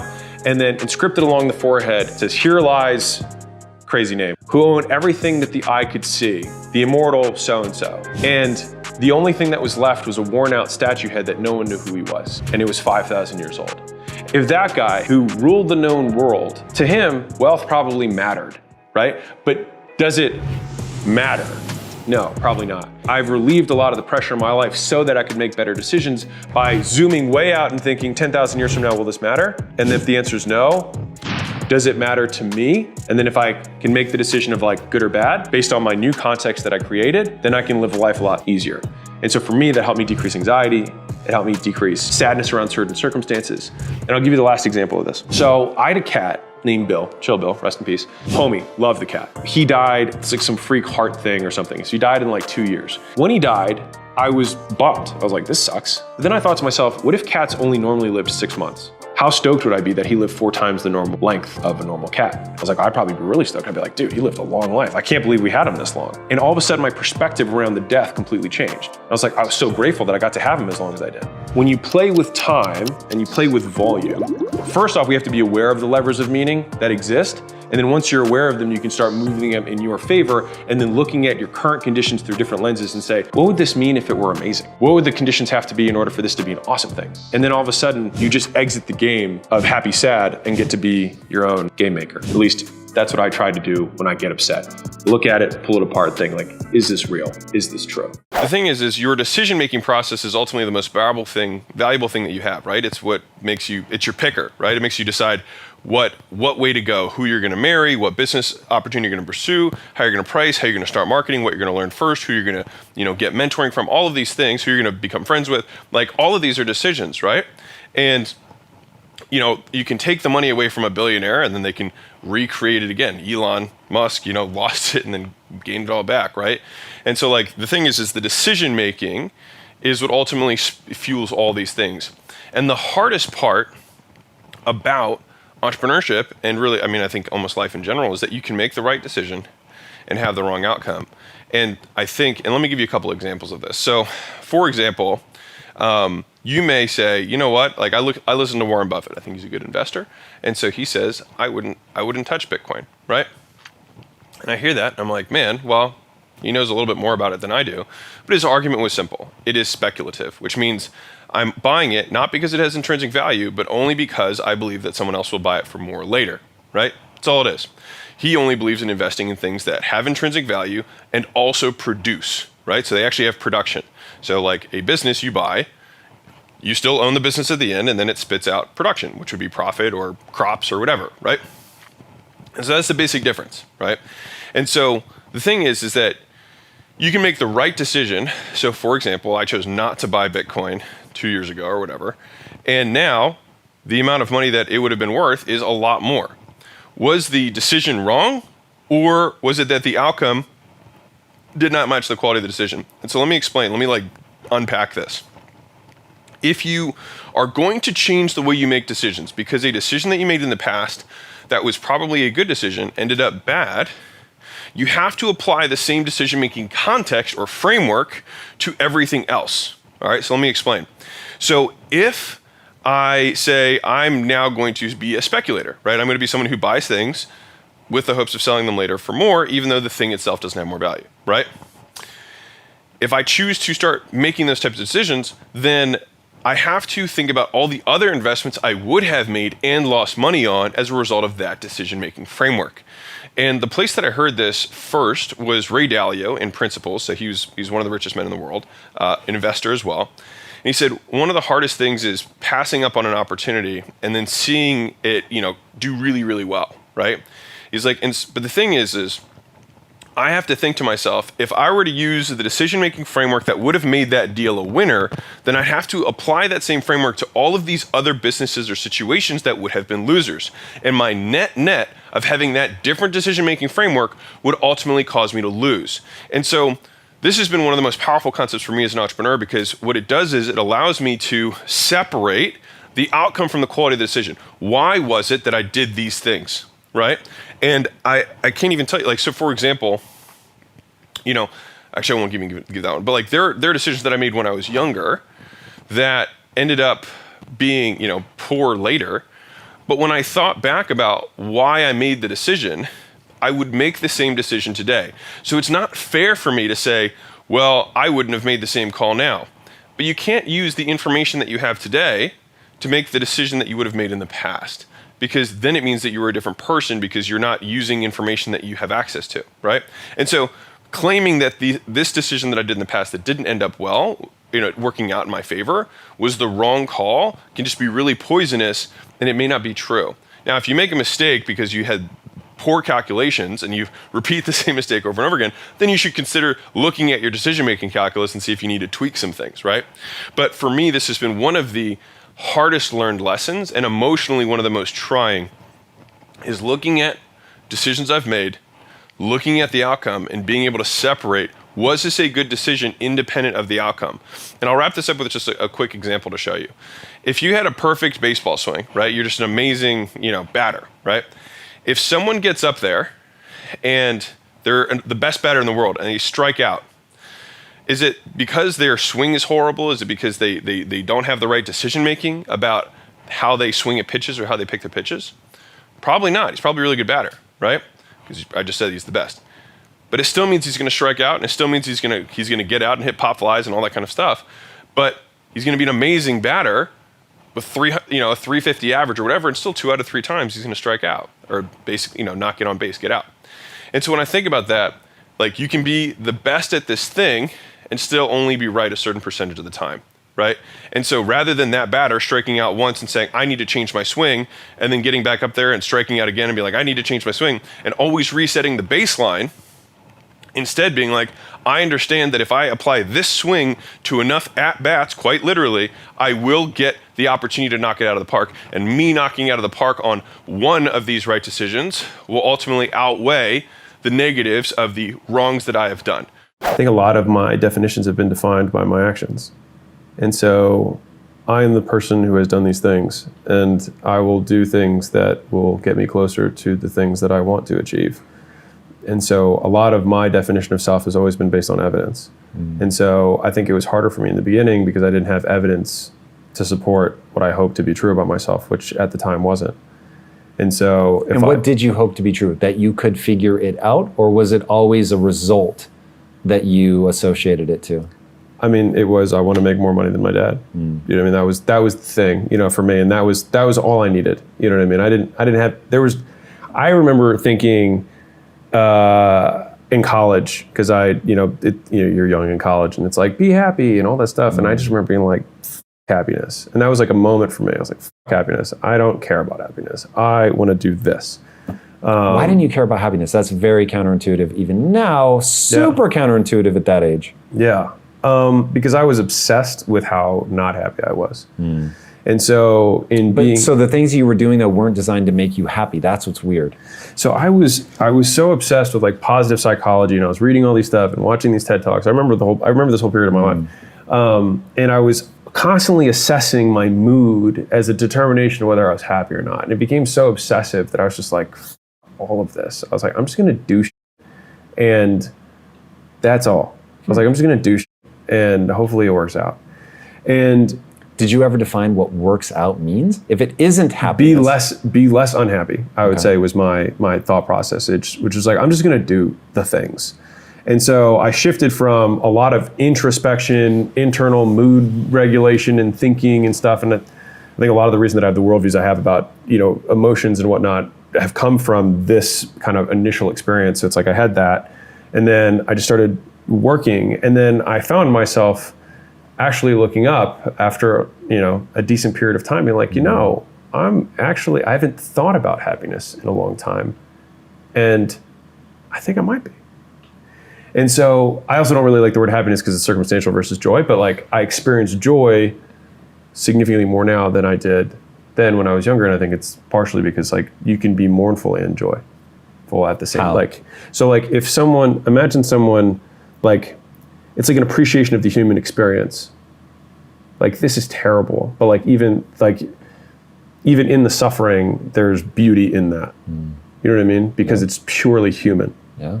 And so I think it was disconnecting. It's interesting that it matters to me as well, but I've never had to articulate it. What is the connection to like the human experience that is so valuable that it's joyful even in mourning? I think it's just understanding both sides of the coin. I feel so if there's few things that I believe, it is that like right now there's things in my life that I don't like that I wish were better, and there are things in my life that I really like, and 10 years ago it was the same way, and 10 years from now it'll be the same way. And when I die, there will be stuff that I will not have accomplished that I will wish I had, and there will be things that I wish I had done better that I will not have done, and there will be things that I have done that I am proud of. And so like those things are not going to change. And so if the only thing this sounds hopefully not overly trite, but it's like all I can do is just enjoy the game. And it took me a really long time to get there. Or at least it felt that way, or at least it felt like I suffered a lot on that process, which is why I have a heart for people who are like, dude, I'm super sad, I'm super depressed, whatever it is. And it's because I judged myself so much on not being happy all the time, because I thought there was something wrong with the fact that I wasn't happy, that I drove myself insane not being happy, rather than just being like, you know what, maybe I'm just gonna do the stuff and just happiness for a minute. And so I think it's like when we have these, am I happy, am I not happy? I think my opinion is that you have to rise above it so that you can feel the spectrum, which is just being present. Because I think, again, Alex's 2 cents, haven't been around that long. If you are present, you can you're present. Like most people aren't present ever. And so it's like, if I can just be present, even in my suffering, I'm there, right? Then I can experience joy for being human and having this experience that I only get once. And the biggest frame shift that I've had in terms of my experience of living has been, it sounds weird, but it's something I'll call the grandfather frame, which is I learned how to become apathetic, right? Because that took me time to stop feeling pain. Once you cross, like getting from $1 million to 3 million is very difficult because you have to learn an entirely new skill set, which is like you have to hire your first team, right? And that's very difficult for a lot of people. 3 to 10 is difficult because you have to unlearn the thing that made you successful up to this point, which is you're focusing on front end rather than on product and back end. And so it's very difficult. It's like spiritually difficult at that point. You know what I mean? Once you're at 3 to 10, you're already out of the, like I have to cry my face off in terms of like hours in, because at some point the amount of work that has to get done surpasses your ability to work, which means you have to work through other people. At 10 million, the difficulty is you have to give up even more control. And so at each of these levels, you're giving up different types of control.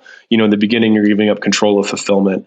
The next level, you're giving up control of sales. Then you're giving up control of finances, things like that. Then you're giving up control of marketing. Then you're giving up control of managing all those things. Then you're giving up control of leading, the company, and so on and so forth. So like, there's always this relinquishing of control, which is, I would say, spiritually very difficult. And it's easy to say, very hard to do. And that's what we look for in the portfolio companies that we're thinking about taking on. We look at the CEOs and we're like, do I think this person has the humility to give up control when it is required? Recently, I've been trying to toy with one that would create gratitude. There's a clip that went pretty viral not that long ago. It's also my #1 tweet of all time, which is, when I was 20, I wanted to be a millionaire. Now that I'm a millionaire, I want to be 20.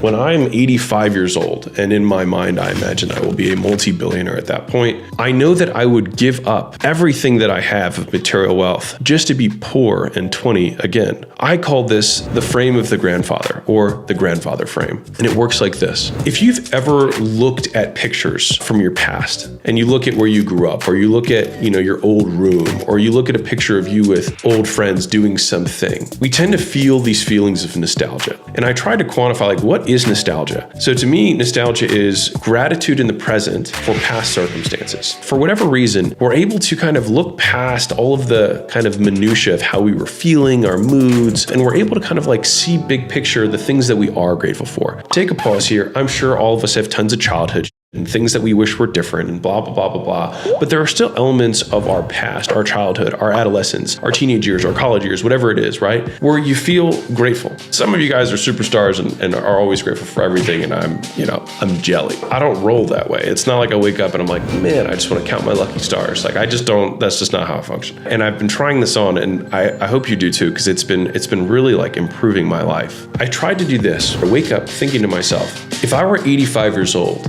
and I got to go through a time machine and be back in my body as I am now to experience my life from my 85-year-old self, seeing it again. If I wake up and I feel my body and I'm like, this is so nice. I don't have all the joint pain. My wrists don't have arthritis. And then I wake up and I'm like, I remember when we used to live here. Even when I looked at Leila this morning, I was thinking to myself, man, like, this is my wife right at the beginning of our marriage. We're only 6 years in. We wake up and we walk over to have our coffee in the morning, which we always do. And I'm like, isn't this so nice? I remember when we used to have coffee here together. This is great. And I look out the window, look how young Vegas looks. It doesn't have all these buildings and these flying cars like it does now. It's so underdeveloped compared to what it is today. And I feel gratitude for an external just environment, which I would never really think that. But I know that my 85-year-old self will totally appreciate those things. And as I'm going through the day, applying that frame also to business, where I can see the CEOs of our companies and the people that work within our holding company at acquisition.com, they're stressed about things. And in my mind, I'm thinking, isn't this cool that we get to do this together? Isn't that fun? Isn't that neat? Look how cute that is. It is the most powerful frame that I've encountered. I think the reason it's so powerful is, one, it operates almost entirely from a frame of gratitude that for me, I can feel. For whatever reason, gratitude journals, the meditations, things like that, like, I don't feel that. But thinking about my 85-year-old self being able to re-experience life through my 32-year-old body, it's really shifted how I see things, and also decreases the amount of anxiety and stress I have over outcomes, because I'm like, this isn't going to matter in the long run. I also think it helps from a business, the term loosely, but like a business wisdom perspective, because when you think about the decisions, you think about it within the larger context of your life, and you're not like, oh yeah, I'm going to make that short-term dollars, because you're like, I'm 85. I don't have anything to prove. You know what I mean? If you think about like the really stressful things that you've had happen in your past, I feel nostalgia for the sleeping on the floor that I did at my gyms, for how tired I used to be at the end of the day of taking 20 plus consults for months and months and months on end. And rather than feeling stressed about it or resenting the fact that I have to do it, like I get to do this. I get to make videos talking to a camera. Look at my 32-year-old self go, trying to make his content, trying to help other entrepreneurs. Like, isn't that cool? If I had to characterize seasons of my life, I would say I was very angry as a teenager and young adult. And then I went from angry to being aware of the deficit between where I was and what I considered to be happiness. From there, I kind of switched to what I have affectionately called the happiness mantra, which I lived for a very long period of time, which was I stopped trying to optimize for happiness at all and just really stopped thinking about it altogether, which I think moved me closer to something that I would consider to be joy. You can be joyful independent of circumstance, because joy is from within. Happiness tends to come from external, right? It comes from circumstance. And I think when we look at the grandparents, or at least the people that are older that I aspire to be, is like they just have an internal joy. They have gratitude for being able to live it one last time. Because at the end of the day, like, it is our last time. A keystone habit that has served me very well, and it's only been in retrospect explaining it to someone else that I kind of had more clarity on it, which is why I'm sharing it with you. When I have something that I want that I do not have, so I have a desire, which means I've made a contract with myself to be unhappy until I get what I want, right? And so I have this thing that I want externally. And I think I've had enough experience with this to know that simply writing down the goal means nothing. And so I think this is contrary to common belief or practice, which is like people who write down their goals are more likely to succeed. Sure, I mean, having a direction is more likely to achieve them than not having a direction. So I'm not going to disagree with that. But here's an interesting statement that may hit you, which is that winners and losers have the same goals, right? Everybody in Olympics has the same goal. Everybody who's in business has the same goal, right? They want to increase how much money they're making, you sell more products, get more customers, et cetera. So the goals are actually not that unique. And so the fact that we're writing them down, sure, it's a first step because we have to have a direction in terms of what are we trying to accomplish, sure. But I think that what you'll see that is different, because if you look at two people with the same goals and one person achieves them and the other person hasn't, then it can't be having the goal that is the main driver of success. Right? Right. And so then you dive a step underneath of that and you look at what are the behaviors that created that goal. And now we get much closer to the things that are actually driving the progress. What gets more interesting, at least to me, is if we know the activities that are going to generate the result we want. So maybe it's we want to get more customers, which means we need to advertise more. And I use advertise by the definition of what the word actually means, which is to make known. And so if we do activities that make our products and services known, like doing more private communications, which would be one-on-one reach outs, one-on-one cold calls, one-on-one DMs, one-on-one emails, et cetera, prospecting, or one-to-many, so public communication, which would be broadcasting across different platforms for media, right? So you have radio, you could have an email list, you could have, actually that would be an example of a high version of scale of the original. So I apologize there, but like making posts on social media, things that are public forum where people can find out about it, right? If you do more of those things, more people will find out. And that would be the activity that's associated with getting more customers, right? But the thing is that people will know what that activity is, right? They will know that inherently they should be doing more of it, and yet they don't.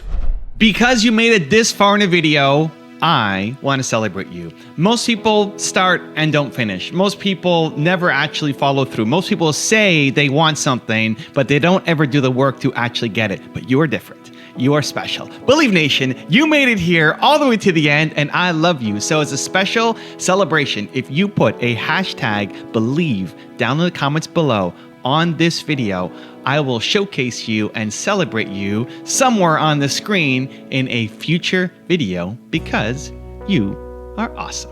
To see 50 more amazing rules from Tom Bilyeu, check the video right there next to me. I think you'll love it. Continue to believe, and I'll see you there. I love inspiration and motivation, but it is the neurological equivalent of candy. It's rad, it has its place, but everyone, because those just happen to be fleeting neurological states,